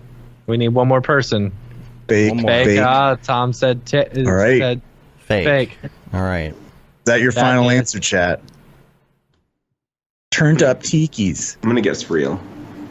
I don't actually know. Is it real? It's real. It's real. Wow. And what is it really? Is it? It's too weird to be not real. Turned up tikis consists of four tribes: the exiled, nobilists, elementalists, and berserkers. Once a part of a unified kingdom, greed and power divided the once prosperous coalition into four distinct war parties. See, this is what... Ooh, I want a berserker. That's cool. Yeah. Berserker. Berserker. For the next iteration of this game, you do have to have the story for each one, because that's right. What makes it. So yeah, right. Because if you don't, you're just sitting there. Right. Yeah. I think it's a holiday tradition. I like it. Yeah, I like it. Yep. Nice. Awesome. Yep. Some other ones were Danger Valley Ducks, Ducks, not like PSY Duck like the Pokemon, but SIGH. And Whales Nation. Grumpy Grandpas. I like that one. Oh, I like that. Oh, that would be funny. Yeah. Mm-hmm. Is that one real? Grumpy Grandpas? I could see Tokyo Megs doing that. Yeah, dude. Some real weird looking. Yeah. Well, since you were the only one who said some, I guess you win the T-shirt. Yay! What T-shirt does he win? The Mograph T-shirt. A Mograph T-shirt. Yeah. Or a Render Things T-shirt. Show everybody your T-shirt. Oh, it's Smearballs. I got my Smearballs shirt. Matt's not in the holiday spirit. He's just in the Smearball spirit. Amy brought me. It gets too hot. It's too hot in Texas. Texas is too hot. Yeah. You doing any underage drinking? No. I see some whiskey over there. Yeah, just making sure it's not. I'm 41 years old. Drinking. I'm 40. I'm as old as you, Mograph. Hey. Okay. Wow. Okay. Bye. Mischievous Most Blinds. Wow. I like that one. Great one. That's good. That's good. Yeah. Is it time for Dorpy to make a little? I was introducing that so that you now it just makes me Dorpy feel needs awkward to because announce himself. Like, okay. No. All right. Hey guys, it's time for Dorpy. Yay. How's it going? Happy holidays. Holidays. Santa Paws is coming to town. Holiday season. The holiday season. And woofy woof. And woof. Somebody just said. And barkity bark. Okay, that all right, go ahead. Yeah, sorry. Santa Paws is coming to town. I'm his little yelper. Oh my god. Just should have let that. I left you some presents under the tree, guys, if you know what I mean. Hey. That's no joke. No. Wow. Yeah. Maybe we can sing some Christmas carols later, like Bark the Herald Angels Sing.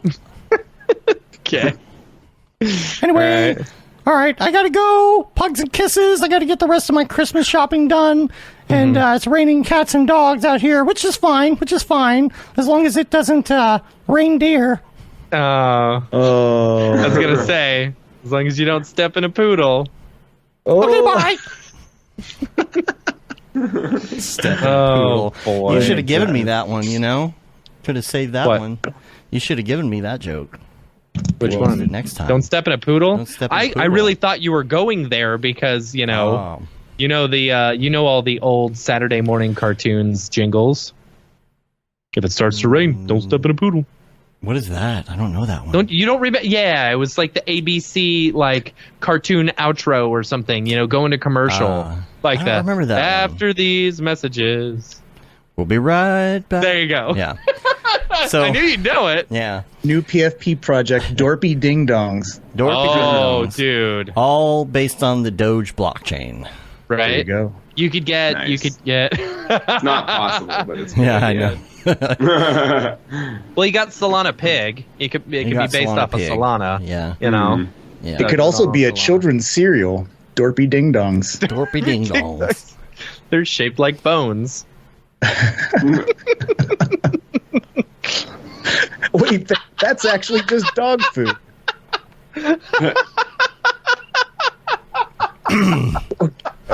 Cheers. There's a story here. Oh man, that's good.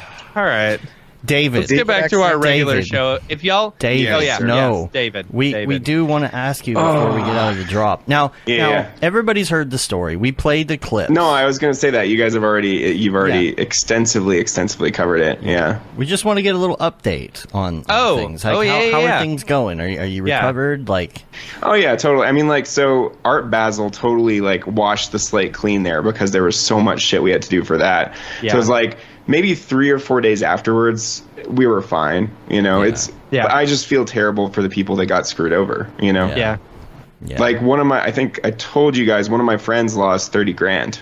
He sent literally his life savings to this guy. And I think one issue was just the language barrier potentially, because we forget that it's such a global community and not everybody can pick out the subtle grammatical differences, between how I speak and how the hacker spoke. So, that's, they're preying off of the fact that people trust me, and it's so heartbreaking. It's such a double-edged sword. It's these are the people that would have my back, if I ever wanted, if I ever was asking for money and there was some kind of emergency. But they're also the ones that got screwed over. So it's really heartbreaking, and I want to do a drop to support people that lost money, from the hacker, and either by minting the actual phone call, and just so I could do that on OpenSea, or I'm also planning on doing one of the people, the guy who lost $30,000 is he's a really good 3D artist, so he and I are probably going to do a collab drop on Super Rare and do cool. 50-50 split or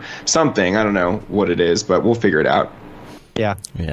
Glad you got everything kind of. And Simona, who's this ethical hacker that was helping me through the whole thing. I think you guys talked about hopefully her book on her NFT book. She tracked down the addresses to a bunch of different people she tracked down a bunch of different addresses to one address that had 94,000 Ethereum in it, literally $400 million. They've done multiple scams. Wow. So, and Chelsea got that information to the FBI, so we'll see what develops. Yeah, that's good. Yeah. But yeah, it's very, very crazy. It's just a lesson that, my security equals everyone else's security. Like as we become like more, prominent in the NFT community or whatever community it is, it's more and more important for us to make sure our security is tight and stay ahead of the hackers, essentially, because, it's one thing if it's just you and it's your accounts and it's annoying and you've lost your Twitter for a week. It's another thing if someone's rampaging all over social media, stealing money from your friends. Very, very different. So, yeah. Did you get your Instagram back eventually? Yeah, I did. Okay, it took like a week, but I got it back. Yeah. Yeah, I had someone on the Winbush actually hooked me up with someone on the inside. Oh, good. So, yeah. Nice. Hey, Billy said it. Are we still doing calls? We are still doing calls. Yeah, get on, Billy. We got one ahead of Billy, who I'm adding right now. Got one, and then after him, we'll call Billy. We'll stay in the drop for now because I have a feeling we'll probably be talking NFTs and whatnot. So let's see. Hey! Here. Let me add him in. Stand by. Yo, there we go. What's up? What's up? Hey, how's it going? How's it going, man? Huge from the camera, low camera angle. You look epic, epic from the low camera angle. With the Christmas tree in the background for the holiday spirit. Oh yeah. Yeah, just put the camera on the floor, right? So you're like. How's it going? What you working on?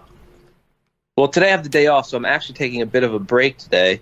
That's nice. Get the eyes off the computer for a bit and right onto the phone. Yeah, nice. Like you do. Yeah, I gotta get away from my big screen so I can go to my littler screen. Yep. Yep. Until I get tired of that, and then I go to my biggest screen in my house. Yeah, I'm about to hit that as well. Yeah. What are you working on right now? I have some. I'm actually thinking about. I have a short film actually that I'm about to release. Getting really close to finishing, so I'm excited for that. I have a couple drops that are like out there already, waiting for the perfect collector to come along. Mm-hmm. That's about it right now. I have some stuff I'm preparing for the future, drops and stuff. So I'm excited for that. But that's about it. What's your foundation? Tell everybody your foundation name. No, you're on Maker's Place now. That's right. You're on Maker's Place. Yeah, dude. Yeah. All right. Yep. All right. I had my bot series on Maker's Place. It was like a series of 30. It was that Choose Your Ending one. I think there's like 2 left now. Nice. That's cool. Which is cool. And I just have a collab on Known Origin with AKA Chombo, and that one's still that one was out cool. There. Yeah, that one's so dope. There we go. I got your thing. I'll pull it up here so we can look. Oh, nice. Oh yeah, Nice. that looks like me. Yeah, them bots do. Them bots. How many go. people have gotten the full story? Huh? Oh yeah. How many people have gotten the full short? I think about 4. Nice. But one of them was anonymous, and I tried to track them down, but I couldn't find them, so they don't actually have it. But 3 people have the full story. Hit you up. Interesting. Yeah. Man. That's It's interesting when thing people buy stuff and then they just you can't track it. Like I want to say thank you, but it's like I don't. Right. How do I find you? Yeah, I get it, but they're gonna have to come up with something because if it's over 10K pretty soon, there's gonna be laws. Oh, true. Yeah. Oh yeah. I don't know how that's When is that getting implemented? I don't know. I'm kind of like curious. Like how, I think what's it's gonna 2024 or 2023. I don't know. Okay, so we got a couple of years to figure it out. Yeah. By the way, old Ryan people Talbot. in Congress actually knew what they were doing. Yeah. Ryan Talbot is probably I don't know. He's kind of my hero. Yeah, he's everybody's hero right now. Snoopy's. He's crushing it. Well, specifically because of the subject matter that we both kind of use. Yeah, absolutely. He's like, I just love looking at his work. Those strings, though, in this one. Yeah, that looks like it was very difficult to animate. Yeah, he got did the wobble right and like the motion blur of it and everything. Mm-hmm. Yeah, it'd be interesting. I'm going to ask him next time I see him. It's really cool. Yeah. Yeah. Really cool. Yep. Coolio. It's pretty good, I guess. It's pretty good. It's pretty good, I guess. Cool. What have you guys been up to? What's new? Drinking. With y'all? Yeah. Live shows. That's Halo. not good. Working way too much. Trying to Ready finish for- up stuff for the holidays, you know. We got one. Dude, I worked this weekend, you know, and I finished up basically everything that I needed to do minus one project that Dave and I are working on. And like, I came to this realization. It's like, holy shit, I might be done for the year minus this one project, you know. Time to do some dailies. Nice, right? Oh, yeah. No. Make some NFTs. I'll make another NFT. I got to sell my other NFT before. I'm like ETH broke right now. I got No, no you don't money have to to- like mint and stuff like that. Oh. which Well, sucks. you can go swim in your ETH soon. Right, dude. Wednesday, Yeah. in 2 days. 2 days are whatchamacallit? Cool. The plaster finally dries, and so we can actually like heat the pool and stuff like that. Oh, it's gonna be amazing. Sweet. I'm so excited. So did you decide on if you're putting a picture of Beeple in the bottom of the pool? So or I think if I'm going to do anything Beeple wise on the pool, it's going to be I'm gonna get a pool cover. You know, Oh, yeah. and I'm going to put his face on it, right? Nice. And that That's- way, if yeah. it's covered, you know, and Google takes a picture from space or whatever, you'll see his face on the pool cover. Genius. That would be hilarious. That's a really good idea. yeah, and So- another NFT idea. Yeah. Right? Mint it. The pool Right? that Beeple bought. right? Yeah. Yeah. Funny if it was the shape of his head. So just like when the cover went on, it was just, you know. Oh, yeah. If the pool Right. itself were the shape of his head. Yeah. Yeah. reminds me of what was the tattoo that what's his name had on on Jackass. Steve-O. He Oh, had a- Steve-O of Oh, he had his himself, own just face. going like Yeah. that. Yeah. Yeah. Yeah. Here, I'll send you a picture. I'll send you all a picture of the pool. It's very nice. Oh, Sarah's Nice. guitar piece is up. What is that on? Is that a foundation? I think that's a. I think that was a it's just client an ad. project. Yeah, it was a client project. I'll here. Oh, I I'll thought it it's was on a- video. Copy link. I'll put it in the chat because she had just posted it on Discord. It's confusing. We're calling everything a piece now, regardless I know. of how Right. it's client work. Every motion design This is public. We can animation show is it, a right? piece. Yeah. Yeah. I can show this, right? Yeah. Okay. I'm just making There you sure. go. Anybody And I want also any Pepes? Right? They're the Raven now. All the Pepes. no. What's that? What's going on with the Pepes? Pepes are like hot right now, I guess. Yeah, it's like that frog thing, and people are making them and selling them. Oh, Yeah. okay. Well, there's like everybody. It's like astronauts. It's a freaking meme, and everybody's making Pepe art. And there's been I've got like a couple from the Sad Frogs district from long while back. That was there have been a million Pepe collections as well. It's just it's ever. I love this piece from Sarah. It's Yeah. really, really good. Yeah. Yeah, super nice. What Yeah. is this, Matt? A picture of your That's pool? my pool. Oh, That's my yeah. pool. Yeah, at night. Oh, Good fancy. stuff. I'll have to bring this up full screen. Here we go. All right, look at Mograph pool party. that. Ooh, pool Yeah. party. I'll come Ooh. down. Oh yeah. It's at Can't wait to nighttime. see that Beeple Got face that. on that. Got that grotto waterfall going. It's nice. I You just kicked my need, like, a- I kicked my kid into the pool the other day. It was really funny. Winkleman Grotto. Jeez. Yeah, the Winkleman grotto. It's good I'm parenting. calling calling my patio Winkleman Terrace, and I'm actually Yeah. putting a plaque out. That'd be fun. Right. Nice. Yeah. Remember the one dude who was doing all the statues of all of us? Uh-huh. And there was the one with it. Well, you should have that Beeple statue somewhere Oh, geez. as like a fountain or something. Yeah. Yeah, if I could get the Water coming out of the mouth, or Oh, that'd be Yeah. that's a good idea. I mean, Or we've got a wherever. 3D. We got a 3D model of his head. I could probably like post it to the grotto, and then as water comes down, it shoots out of his or just blows out of his mouth. You know? The gurgling even better. The gurglings. Just 3D print the smallest Beeple and just put it up like a huge Right. like platform with just this little Beeple on it. Right? Yeah. Yeah, like a springboard, but it's just a tiny action figure of people. yeah. That's funny. Cool. What are you doing for the holiday? Nothing. Just gonna That's good. relax. That sounds Spend good. some time with the missus, the lovely missus. Hi. Hi. There she is. Hi. Hi, Sophia. She's like, how dare What you you? do? How dare you, sir? Cool. Well, we're gonna bring on Billy, and then we're gonna get out of here and go play Halo or something. So Right Yes. on. Well, thanks We for haven't- bringing me up. It was awesome to see all Thanks you for guys. coming on Yeah, the show, man. good to man. see ya. See you, Paul. Later. All right. Later, bro. All right, let's get. Okay, bye. Let's get. Okay, bye. Let's get the Gurge in. Get that Gurge. Wow. Somebody's getting noise all of a sudden. Oh no, it's gone. Yeah. I don't know what was going on there. Ooh, my Halo downloaded. There you go. There you go. EJ's gonna play with us, and he'll try to get a single kill. Yes. Yep. Don't worry, EJ. I've been playing for years, and I'm right there with you. Inebriation. I'm literally the worst. I'm going to challenge that notion. Mark Cernozia thinks he's the worst, but we'll see. EJ might. There will be a worse off. Yeah. A worse off. Worst off. EJ versus Mark. Let's watch. Well, I'm calling Billy. Wrong direction. Well, it's tied. is. 5 suicides each. Great. Yeah. Yeah. There we go. There's the Gurge. What's up, Gurge? How you doing? Barely. Oh, we can't hear you. Can't hear you. Sorry. Oh, There no. we go. There you go. What's I had to mute the YouTube. I don't know. Did you guys ever congratulate Billy on his 10 ETH sale on? We did. Heck yeah, we were on Discord live. So when he that had a was going special edition Mograph show. Well, I've been out of the loop as far as watching the podcast because I'm a terrible person. Oh no, it's all it's good. all right. on. We need So Bailey, you said You're you famous did your now, own so smart you just- contract. I'm not. Yeah. Yeah. So I don't know if you guys know about like Manifold or have heard of Manifold. Oh yeah. That means many folds. Yeah. Yeah. So I got onboarded. I got onboarded to Manifold like literally 2 days after I was on the podcast. So that was like 2 weeks. Nice. That's so cool. 2 weeks ago or whatever.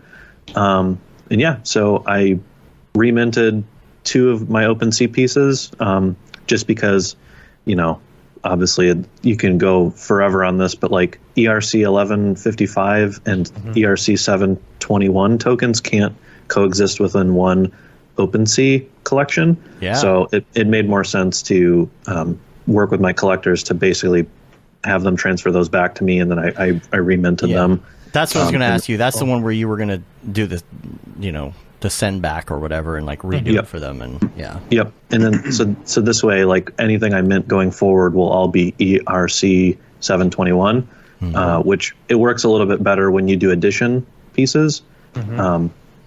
So yeah, that was cool and exciting, and it makes you look fancy. You get to play around and make some ASCII art, which is always a fun time.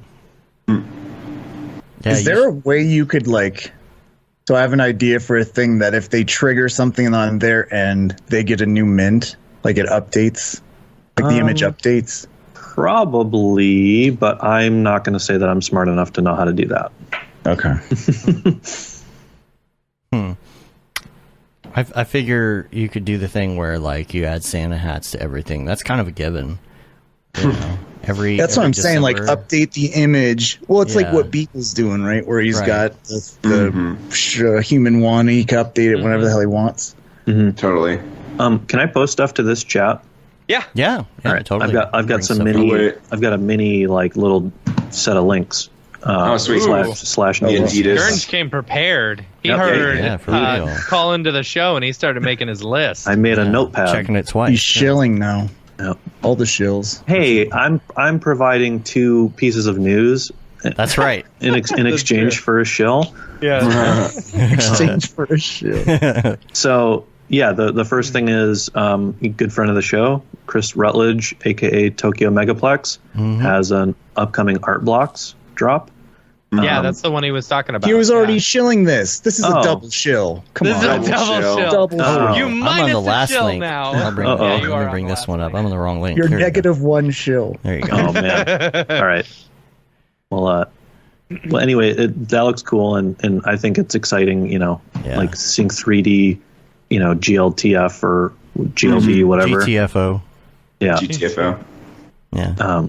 I thought it was funny when Artblocks tweeted it. They were like, "Hey, we know we have a lot of mobile users, but like, please use a real computer to view this, because these are heavy files." So I thought that was kind of funny. What is this Adidas Originals? Yeah, Adidas is in because there's only one. And it's there's a lot. Only one on sale. Well, there's 30,000. Yeah. Of the same token because it's it's an ERC 1155 token, so like it shows up as multiple quantity if you own. Like it's like Pages. If you've seen Pox drop Lost Poets, Pages were all, I'm pretty sure, 1155, and they're all like you only see one. Or the 888. Another good example is the 888 Inner Circle. Like people will make, a collection of even 10,000, but it's just you only see one NFT sometimes. Yeah. What's the deal with the ape? The second one here is this. Yeah, so Adidas bought it. They bought an ape a couple months ago. This is probably going to be the future of how large companies interact with crypto going forward. Is buying into profile projects where you get the commercial rights to that asset. In the case of Bored Apes, you can commercialize and make merch and whatever with the ape that you own. So. They bought an ape a couple weeks ago and intend on making it into what is essentially a mascot, I'm sure. And so they partnered with a handful of other crypto projects. And if you owned either an ape or one of these other things, you basically got whitelisted to mint one of these tokens last week for 0.2 ETH. And you could get two of them. And they're reselling for anywhere between 0.7 and 0.9. And what this token buy one right now for 0.724. Yeah, and what the token gets you is next year you will get free like Adidas merch. People are assuming it's like a tracksuit or like sneakers or whatever, but you get that merch for free if you own the token, as opposed to. That's cool. Most of the things so you're only spending $3,000 in Adidas for a $150 track. Wait, so you're telling me if I spend $2,700 now, I can get a free pair of shoes? Well, yes, please. How can I not? It is funny, but obviously if you got it at mint price, which was 0.2, that's more like $700, which is expensive. But if you are sort of buying into the ecosystem or what this sort of means, as like sort of hype. Clothes, sneaker culture, you name it. That's at least a better entry point. Totally. I was dumb and I flipped mine for 0.55 the night that they came out. So I sold mine too early. It turns out. Gotta wait till January. You don't want those. There's taxes. no way to perfectly hit the top or the bottom. Yeah. You never know. You know what I mean? Yeah. Then you got the Mad Pups. Is that real or fake? Real or fake? No, that's a group. It's not an NFT profile picture, but it is an NFT group. So it's not on Nifty, the Nifty Gateway website itself yet, because it's still a few weeks away. Mm-hmm. But it's a group of collectors, and these are some serious Nifty collectors, like Sergio and Darf. Like they have hundreds of Nifties apiece. Some of these guys, and they formed basically like a Mograph collective, like what I have with my artist friends here in town, but the NFT collector version of that. And they've sort of pooled their resources to do a curated Nifty drop on January 1st. I like the Lake FOMO to the moon, and then Fiat X'd out here. It's pretty cool. So they're sort of teasing who is going to be a part of the drop over the next couple days. They haven't quite yet gotten to me, but that's that's awesome. So I'll have a piece up on Nifty in a couple weeks. Where did that come from? Nice. What are you doing? I don't know. I'm hitting the like button. I accidentally hit it, and it does the reindeer. None of that comes through it's all you guys entertaining each other. Skype. Yeah. What's the next link? Oh, there we go. Oh man, EJ. Pups. There we go. For context, anyone else? EJ and Matt are doing emoji reacts in the Skype call, so they're nobody can see. Yeah, they're covering this. Snowflakes. Yep. Oh, so this is the link on Nifty Gateway then here, huh? Yeah. Yeah, so one was just the Twitter. It was the link to the Mad Pups Twitter. Gotcha. And, there are obviously a lot of avenues for prospective artists to sort of gain the attention of collectors because, that's the $1 million question is like, how do I sell my art? you know, and it's just like, at least for me, it's been a matter of like lurking in Discord servers and trying to sort of learning who's a name, who's who. You know, you see a profile picture, or like you see somebody in Discord, and if they have like, you know, if they're for example, in the Nifty server, your name is color coded based on how many Nifties you own. So if you see somebody who's like the highest rarity, it's like, oh, well, this person owns a bunch of stuff. Like maybe look into them. Yeah. Again, you know, there's no guarantee on any of this, but sort of following people, at least coming across their profiles and starting to try to engage with them on social media or Discord or whatever. I mean, all you can do is try, right?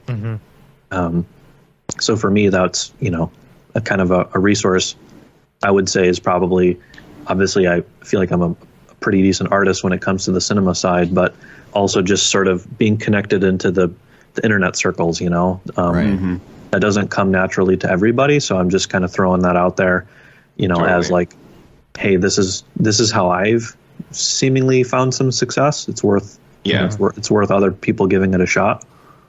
Yeah, a lot of it, and it's kind of annoying because we wish we could just be like going into a hole for 6 months and creating our magnum opuses of, you know, 3D art or whatever kind of art you do. But yeah, a lot of it is marketing ourselves and figuring out the best way to do that. For me, what's worked is often just like bringing attention to other artists that I love, you know, and people kind of come to my page to see other people's art a lot of the time, you know, so it's like kind of a mix between here's my projects that I'm doing and then here's other shit that I think is cool.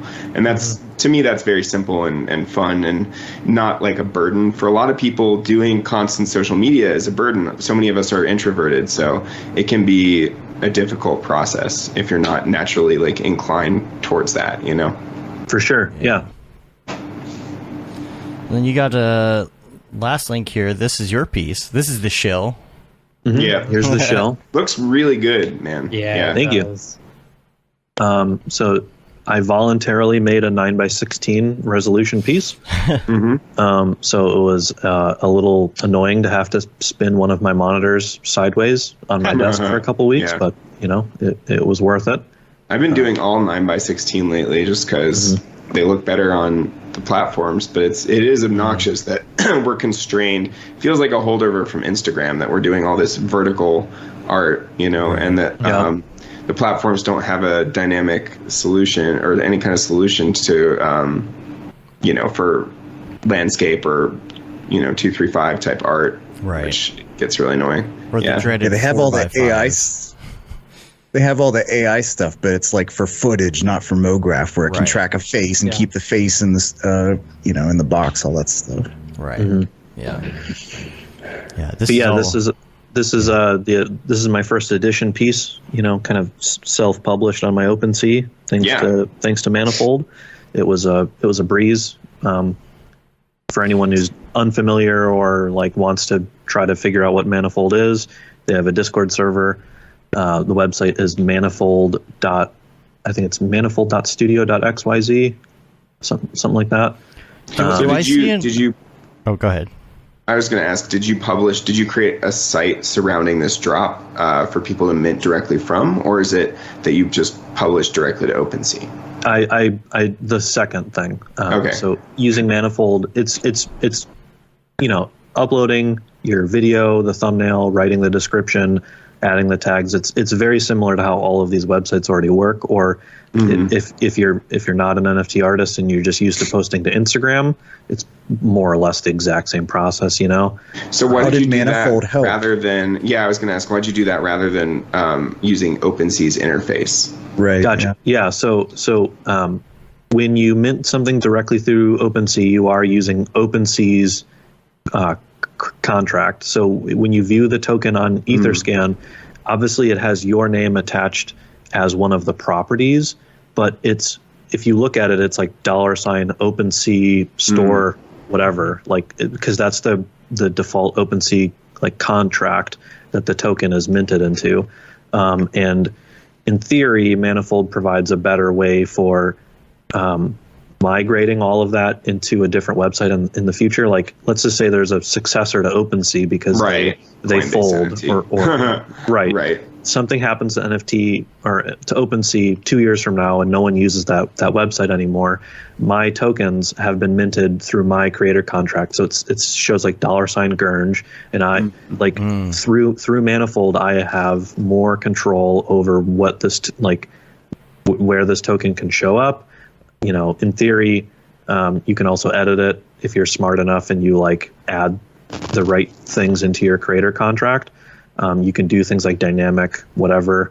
Like not that I'm EJ was talking about, right? Which you know, Manifold is basically like it's the sort of level, like the base level for like what code goes into the contract, and then it's up to you if you want to add extensions to that or whatever. Which, you know, during our onboarding call, the guy showed me some of that, but obviously I don't know how to do any of that, nor am I interested in paying for that functionality right now. It's not really like on my radar. But for somebody who has really big ideas, getting onto Manifold is probably a really valuable first step, because you're getting a better token, which in theory should have a better lifespan should anything happen with these websites and stuff.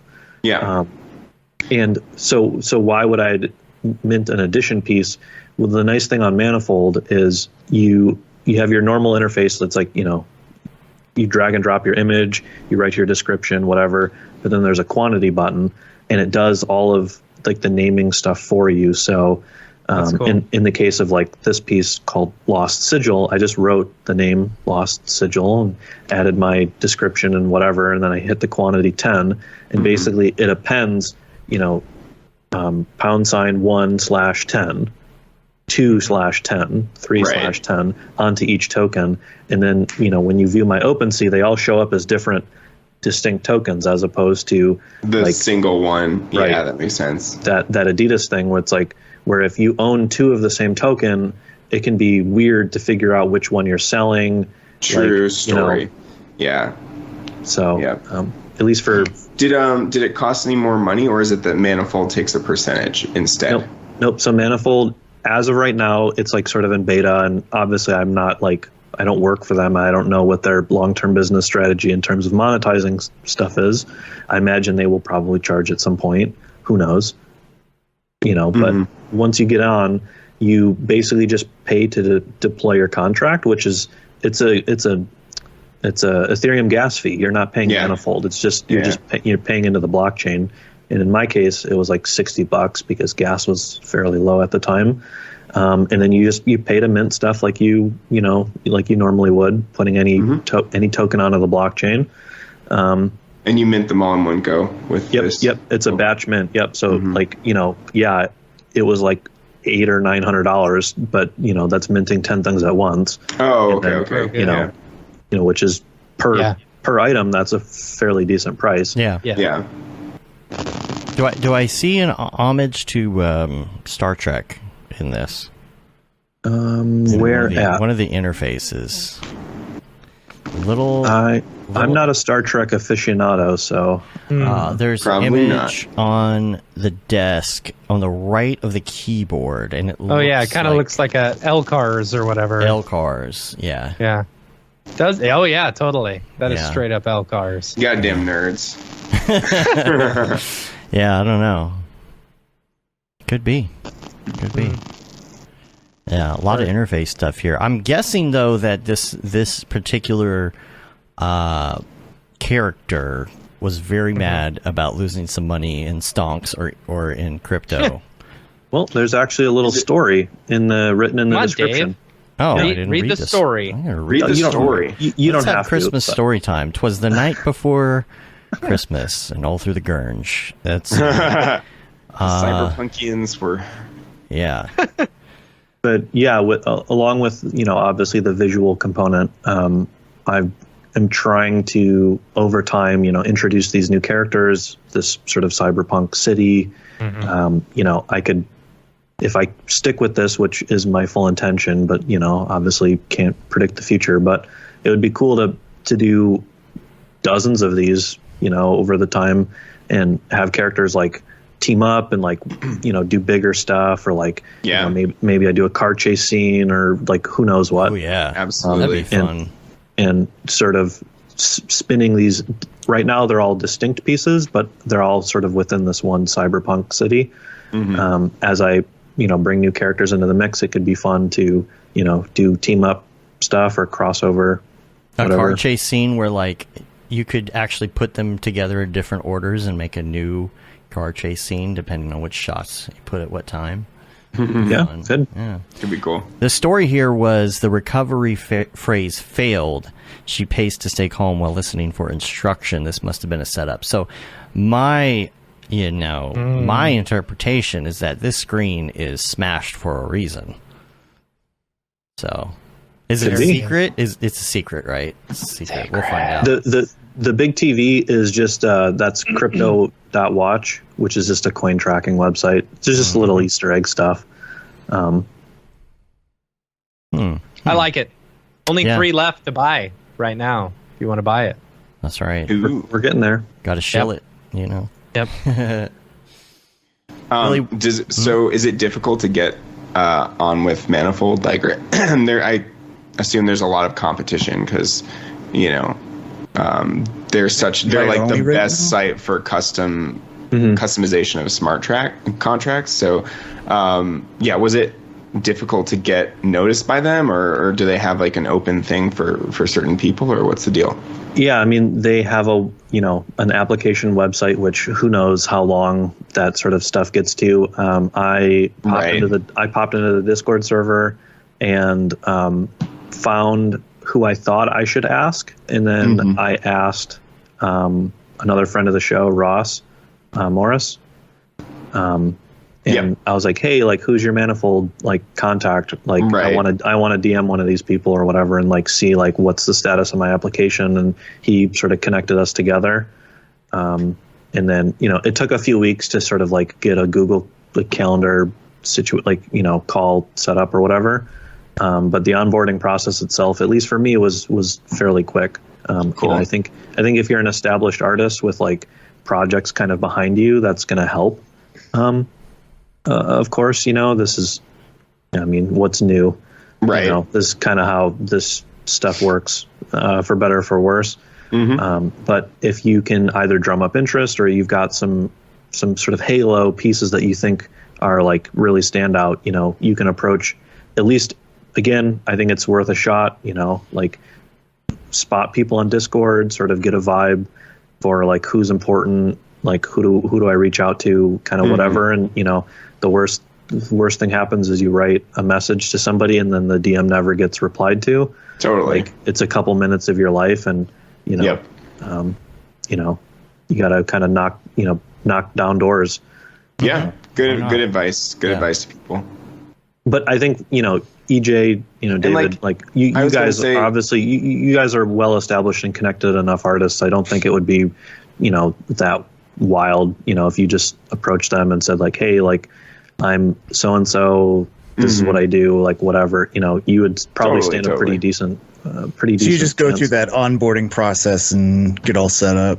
Yep, and then they add your wallet effectively as like like any crypto site, you sign in with your wallet address, and then once you're signed in and they've whitelisted you, then you can actually see the interface where like you can make your contract, and once you've made one, you can then go in and like mint the tokens.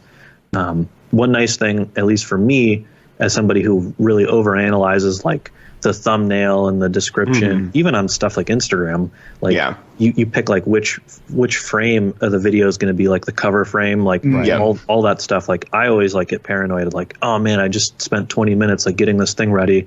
I'm going to click send, and then like it errors out or whatever. Manifold has a really nice preview function. So cool. Throughout the process, you will become familiarized with what is called a test network. There are basically complete copies of Ethereum. The Rinkeby test network, or what? Yes. So Rinkeby is the one that Manifold suggests to use. It's effectively a developer sandbox enclosed version of the blockchain. And so you have an account, like you have a wallet on Rinkeby, which when you all fake ETH. It's all fake ETH. Like, none of it confused me so much. So I like did demo with Origin Protocol. They like allowed me to test drive their product, and they were like, okay, we'll get on this, switch to Rinkeby. I mean, first they had me screen share, and I was already like, I was kind of paranoid because it's like, this is how people get hacked a lot of the time, is like, you know, screen sharing and revealing the wrong thing in MetaMask. But they were like, okay, switch to Rinkeby test network. Now we're going to send you 1 ETH. I'm like, what? And I'm like, oh, this isn't real. Yeah, this it's isn't all, real. It's just a test. Yeah, it's another layer of internet money.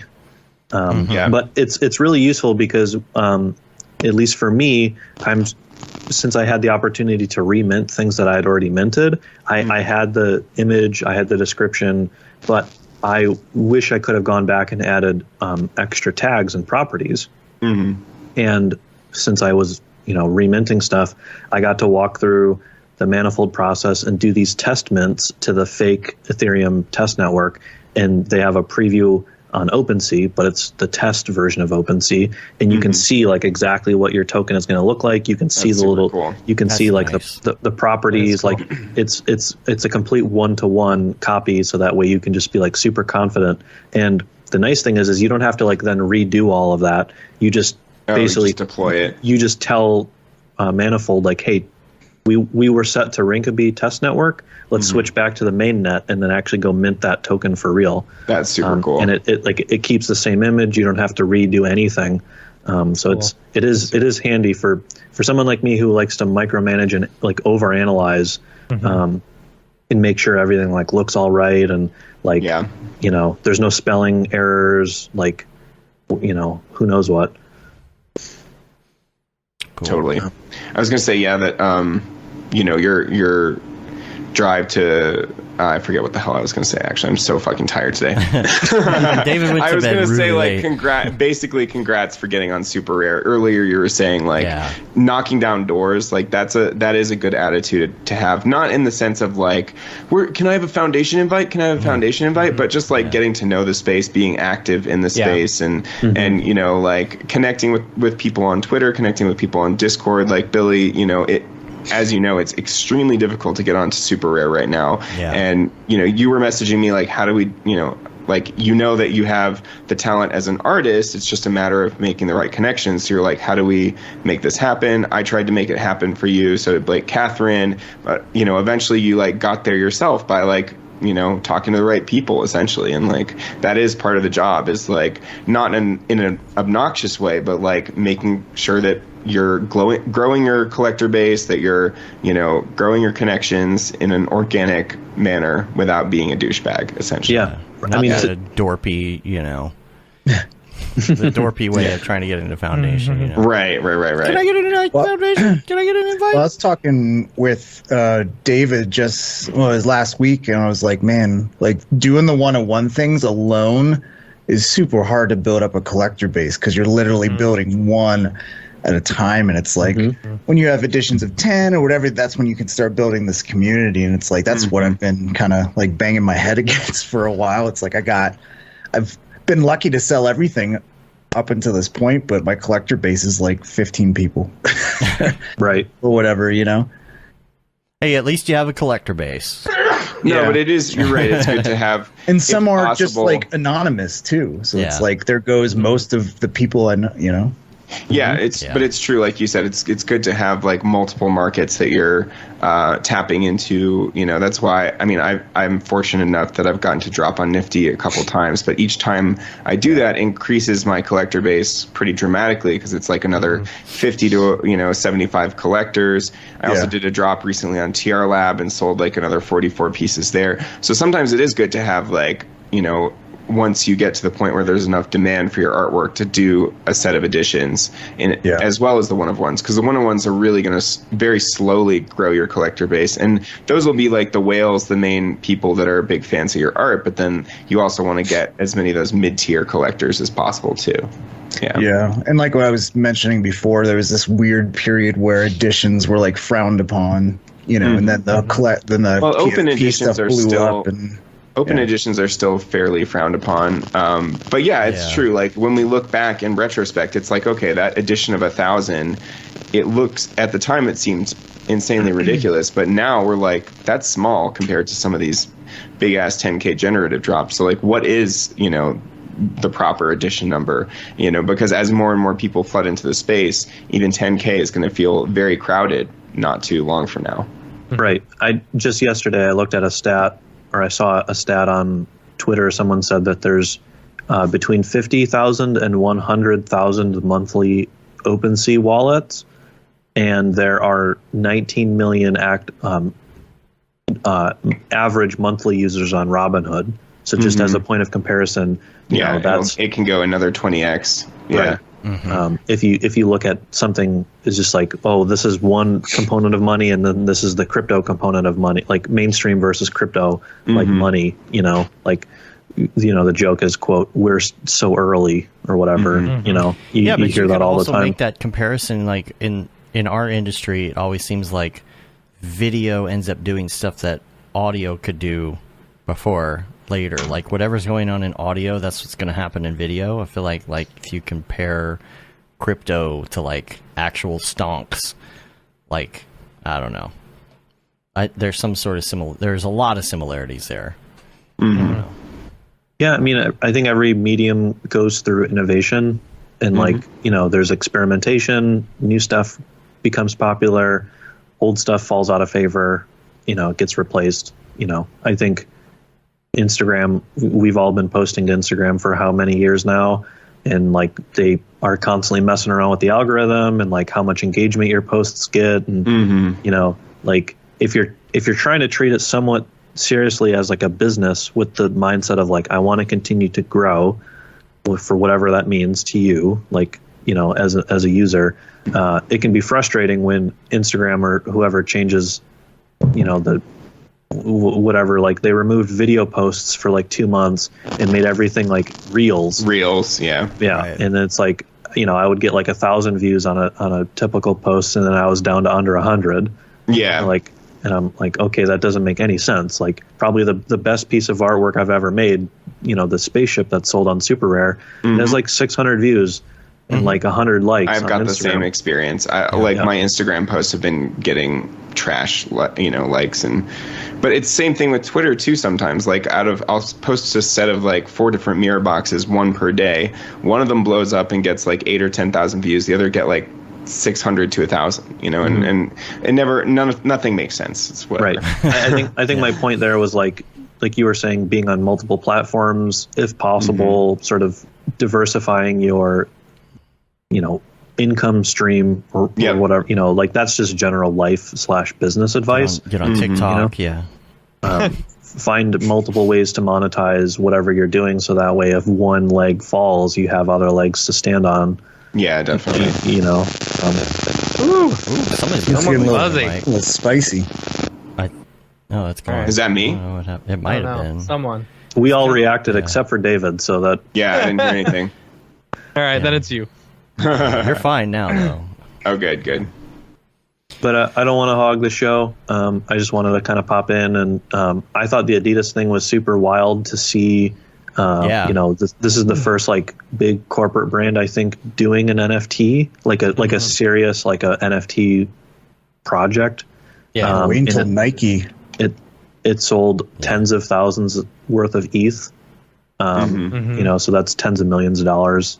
They just kind of pulled in off of a $300,000 investment of buying an ape, 2 months ago or whatever. So obviously that was super good return on investment for them. I don't know how I feel about the big brands getting into the space, though. Out of matter of principle, I don't want to buy an Adidas NFT or any kind of big brand NFT. They've already got, those corporations already have more than enough fucking money. It's good that they're bringing more eyeballs to the space, but I would prefer if it was all new stuff. Let Bored Apes become the new let them make their own brand. Sneaker brand without. Yeah, and I like that it's grassroots. I mean, obviously, grassroots becoming giant brands, they can fall prey to the same exact corporate greed and whatnot, because corporations are inherently greedy. But in theory, in a more idealistic world, a lot of these smaller projects and artists and that are creating these, hopefully they'll be the ones to be in the spotlight versus these brands that we already know and often hate. I don't want Meta to be creating the metaverse, you know? Yeah, for sure. And as long as it's an open metaverse, I can't see Facebook taking that over, hopefully. Right. I mean, it may be that they just develop tools because they've got so much money. They develop tools that are more advanced than anybody else.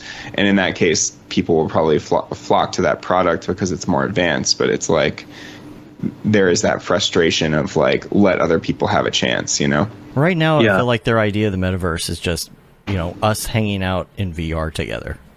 Right. That's how I feel they're looking at it right it's now. Like, this already exists, guys. Right. We know, we've already used the Oculus. But yeah. I don't know about that. I think they're trying to portray an outwardly, like, because how do you market the metaverse? You know? It's that's really the only... Ads. There's so many things... There's so many things that can incorporate the metaverse that people just won't realize in the future. You know what? Yeah. You are right. And you are completely right. The only reason they're getting into the metaverse is to sell ads in the metaverse. Let's be honest. It's true. And that's when AR and VR. Remember, every year we're like, AR and VR is going to be a thing, and it never is because companies can't advertise on it. Mm-hmm. Well, all these technologies that's when the floodgates open up. Yeah, all these technologies. That's when everyone's going to be together. Yeah. I mean, I just rewatched Ready Player One over the weekend, and basically the crux of that movie, you know, just to recap it, is like there's 40 years from now, we live all in the metaverse. Like, you know, everyone's constantly strapped into their VR helmets, living a digital life instead of their IRL life, and the creator of the game dies, and within the game he makes a puzzle and says whoever wins the puzzle gets control of the whole metaverse. And the big evil corporation wants to take control of it because they're like, well, we've ran the scientific numbers and we think we can sell 83% of the field of view as advertisements, and like there's a mock-up showing all of the like buy now, Facebook is literally IOI. And so I think it's a valid concern. To me, what attracted me to crypto, years ago, is like, well, I'm not going to have money to buy like investments on Wall Street or whatever, as a mid-20s kid with, no family connections, no exposure to how the stock market works, or like, no bonds from when I was like a little kid that like a family member, like I didn't have any of that. And so but I know computers, and computer hardware. And so that's what attracted me to crypto, was wanting to sort of forge my own financial security for retirement era Billy, while I was in my 20s. And I think the crypto component of that is really attractive to a lot of people. And I share the same sentiment of like being skeptical of what these legacy brands and legacy companies want to do with quote unquote my crypto. As I think a lot of people who followed this Adidas drop are like, well, there goes $30 million worth of Ethereum. That where's that going to go? Until we see what Adidas plans on doing with that, like if they sponsor projects or if they do like, who knows what they'll do, but that would have gone a long way if that money would have been spent on Foundation or OpenSea, exactly. Example, which, it's hard because something like this is very liquid, that's true. It's hard to compare collectible projects to one-of-one art because one-of-one is always going to be more illiquid, unless it's like a very popular artist like Ness Graphics, where you could easily flip it. So that's definitely something to factor in. Yeah, I mean, and I'm not going to shame anyone for, I own an ape and I own a couple of other collectible things. And exactly. But on the flip side of that, 3 mechas. Nice. Yeah, 3 mechas, baby. I also have a handful of things on Nifty, trying to be conservative with what I've collected, but still collecting a handful of things nonetheless. And it is 2 different markets, of course. But I think we ought to remain skeptical. The same way that the right-click save crowd is skeptical of video game companies trying to implement NFTs because they've been burned by bad monetization, whatever. And downloadable, downloadable horse armor in Oblivion, or Elder Scrolls, whatever. Yeah. gamers have been getting the short end of the stick on getting monetized. I think a lot of people are worried that, legacy brands are going to continue to do the same thing in our sandbox that we're building here. Mm-hmm. But I guess time will tell. It'd be cool if Bored Ape Yacht Club became the new Supreme or whatever, the new hot, clothing brand or whatever. And I think they're very well on track to be. And so I wonder what Adidas brings to the table. Obviously, we can see because, they just made a hell of a lot of money. But until we see what these sneakers look like or what this tracksuit looks like, I don't know. Who knows? Yeah. The joke is that the next NFT NYC is going to look like Squid Game. Everyone's all in the same color tracksuit because we all bought these stupid Adidas NFTs. That's awesome. That's funny. That's really funny. Yep, I'll hop off and cool. Let you guys wrap up. Great to have you on Billy. here, man. Yeah. Thanks for calling in. Have a good holiday. Bye, everybody. Yep. Bye. Enjoy Happy your holiday week. holidays. Thanks. Let's get back to the regular show. Let's do it.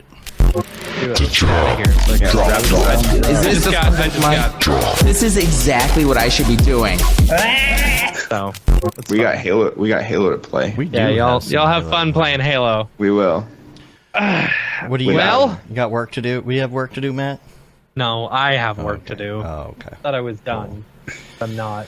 We're going to get out of here. You can rate us on iTunes, leave a review. Also, subscribe on your podcatcher of choice. It helps get our ratings up. You can say you've been there, done that, got the t-shirt with the Mograph logo tee, the Paul Bab, Feel the Bab 2020 shirt. All the profits from that go to Doctors Without Borders.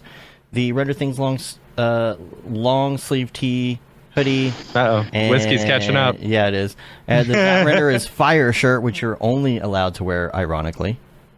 Unless you're shams. The Mograph Blandishment shirt. We're on Facebook, Twitter, and Instagram. I only had one scotch. Jeez. We're on Are you Facebook, sure? Twitter, That Instagram. sounds like a guy who did 5 scotch. You don't know me. You don't know me. We're on Facebook, Twitter, I respect Instagram. you. I respect you. I love you. I gotta play some Halo. We're on Facebook, Twitter, Instagram, YouTube, TikTok, Mograph.com. Check us out on all the things. That about wraps it up. Thanks, everybody, and have a very, very, very, very happy holiday. We won't be here next week. We will not. We will not. Nice. We're taking some time off. Take a break. Taking 1 week off. And then we'll be back. See you back on the 3rd. Yeah, for who's on? Andy is on. Andy Needham's on. And then the week after that, I think, is Smearballs. So that'll be fun. Yeah, that'll be fun. Yeah. Awesome. Awesome. All right. Nice. We're going to I'm get gonna out of go here. collect some Squanch Guardians. Yes. I think you Evo, should. I think you should make EJ, are you going to play Halo with us? I just combined your name with Halo. EJ. Halo EJ. EJ. Hey, Ejo. Ejolo. Ejolo. Ejolo. Cool. I'll play tonight. Okay. All right. Ooh, Well, I gotta go after I'm done watching Spider-Man. Oh, it was Yeah, good. that It was too. very, very, very good. I was like, I didn't need to say see anything, it I just said it was before good. someone spoils it for me. I'm not spoiling anything. Okay. All right. We're going to get out of here. Until next time, I'm Dave. And I'm Matt. And I'm David. And I'm EJ, and I squanch all of you. No. Oh, have a good one. Later, There you yo. go.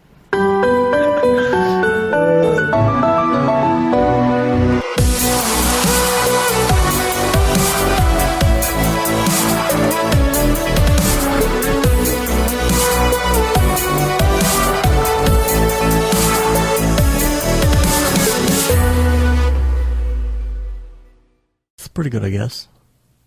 Mograph.com, an online resource for motion graphic artists. Start your week with the Mograph podcast. Industry news, interviews with your favorite artists, and terrible humor. Watch live shows and interviews from Mograph events like NAB, SIGGRAPH, Half-Res, and local meetups. Our Mograph Talks feature live demos and motivation from artists all around the world. Sometimes you gotta make stuff that you're not gonna put on your reel, and I'm not here to judge. What if Rick and Morty show up for the countdown at midnight? That's where I peaked in life, in my career. We gotta stop this thing, Rick! It's gonna kill us all! Hear from the people that create your software, design your render engines, and artists that are changing the face of modern motion graphics. You get that render done. Yeah, you better frame what? Mograph tutorials and online classes will teach you about Cinema 4D, After Effects, as well as other popular software and render engines. Throw in the HDR Studio, take the render settings, pick the HDR, put in a reflection, and gorgeous. Branch into new software. Learn time-saving tips, techniques, workflows, and lessons that'll keep you up to date in the world of motion design. Oh, brother, those are some of my favorite elves. I love projects that scare me. When our art director comes to us and asks for something that I had never done before, man, it gets me pumped. Join the conversation in our live sessions. Check out our plugins, or join the hundreds of daily active users in our Slack channel for technical help, advice, contests, or just to joke around. Real nice banana. Ah, that's so funny. All right. I'm going to live forever. Subscribe today and get the latest updates on our YouTube and other social media channels. Take all your dreams and just do it! We don't care how you get here, folks. Just get here. Subscribe to Mograph.com.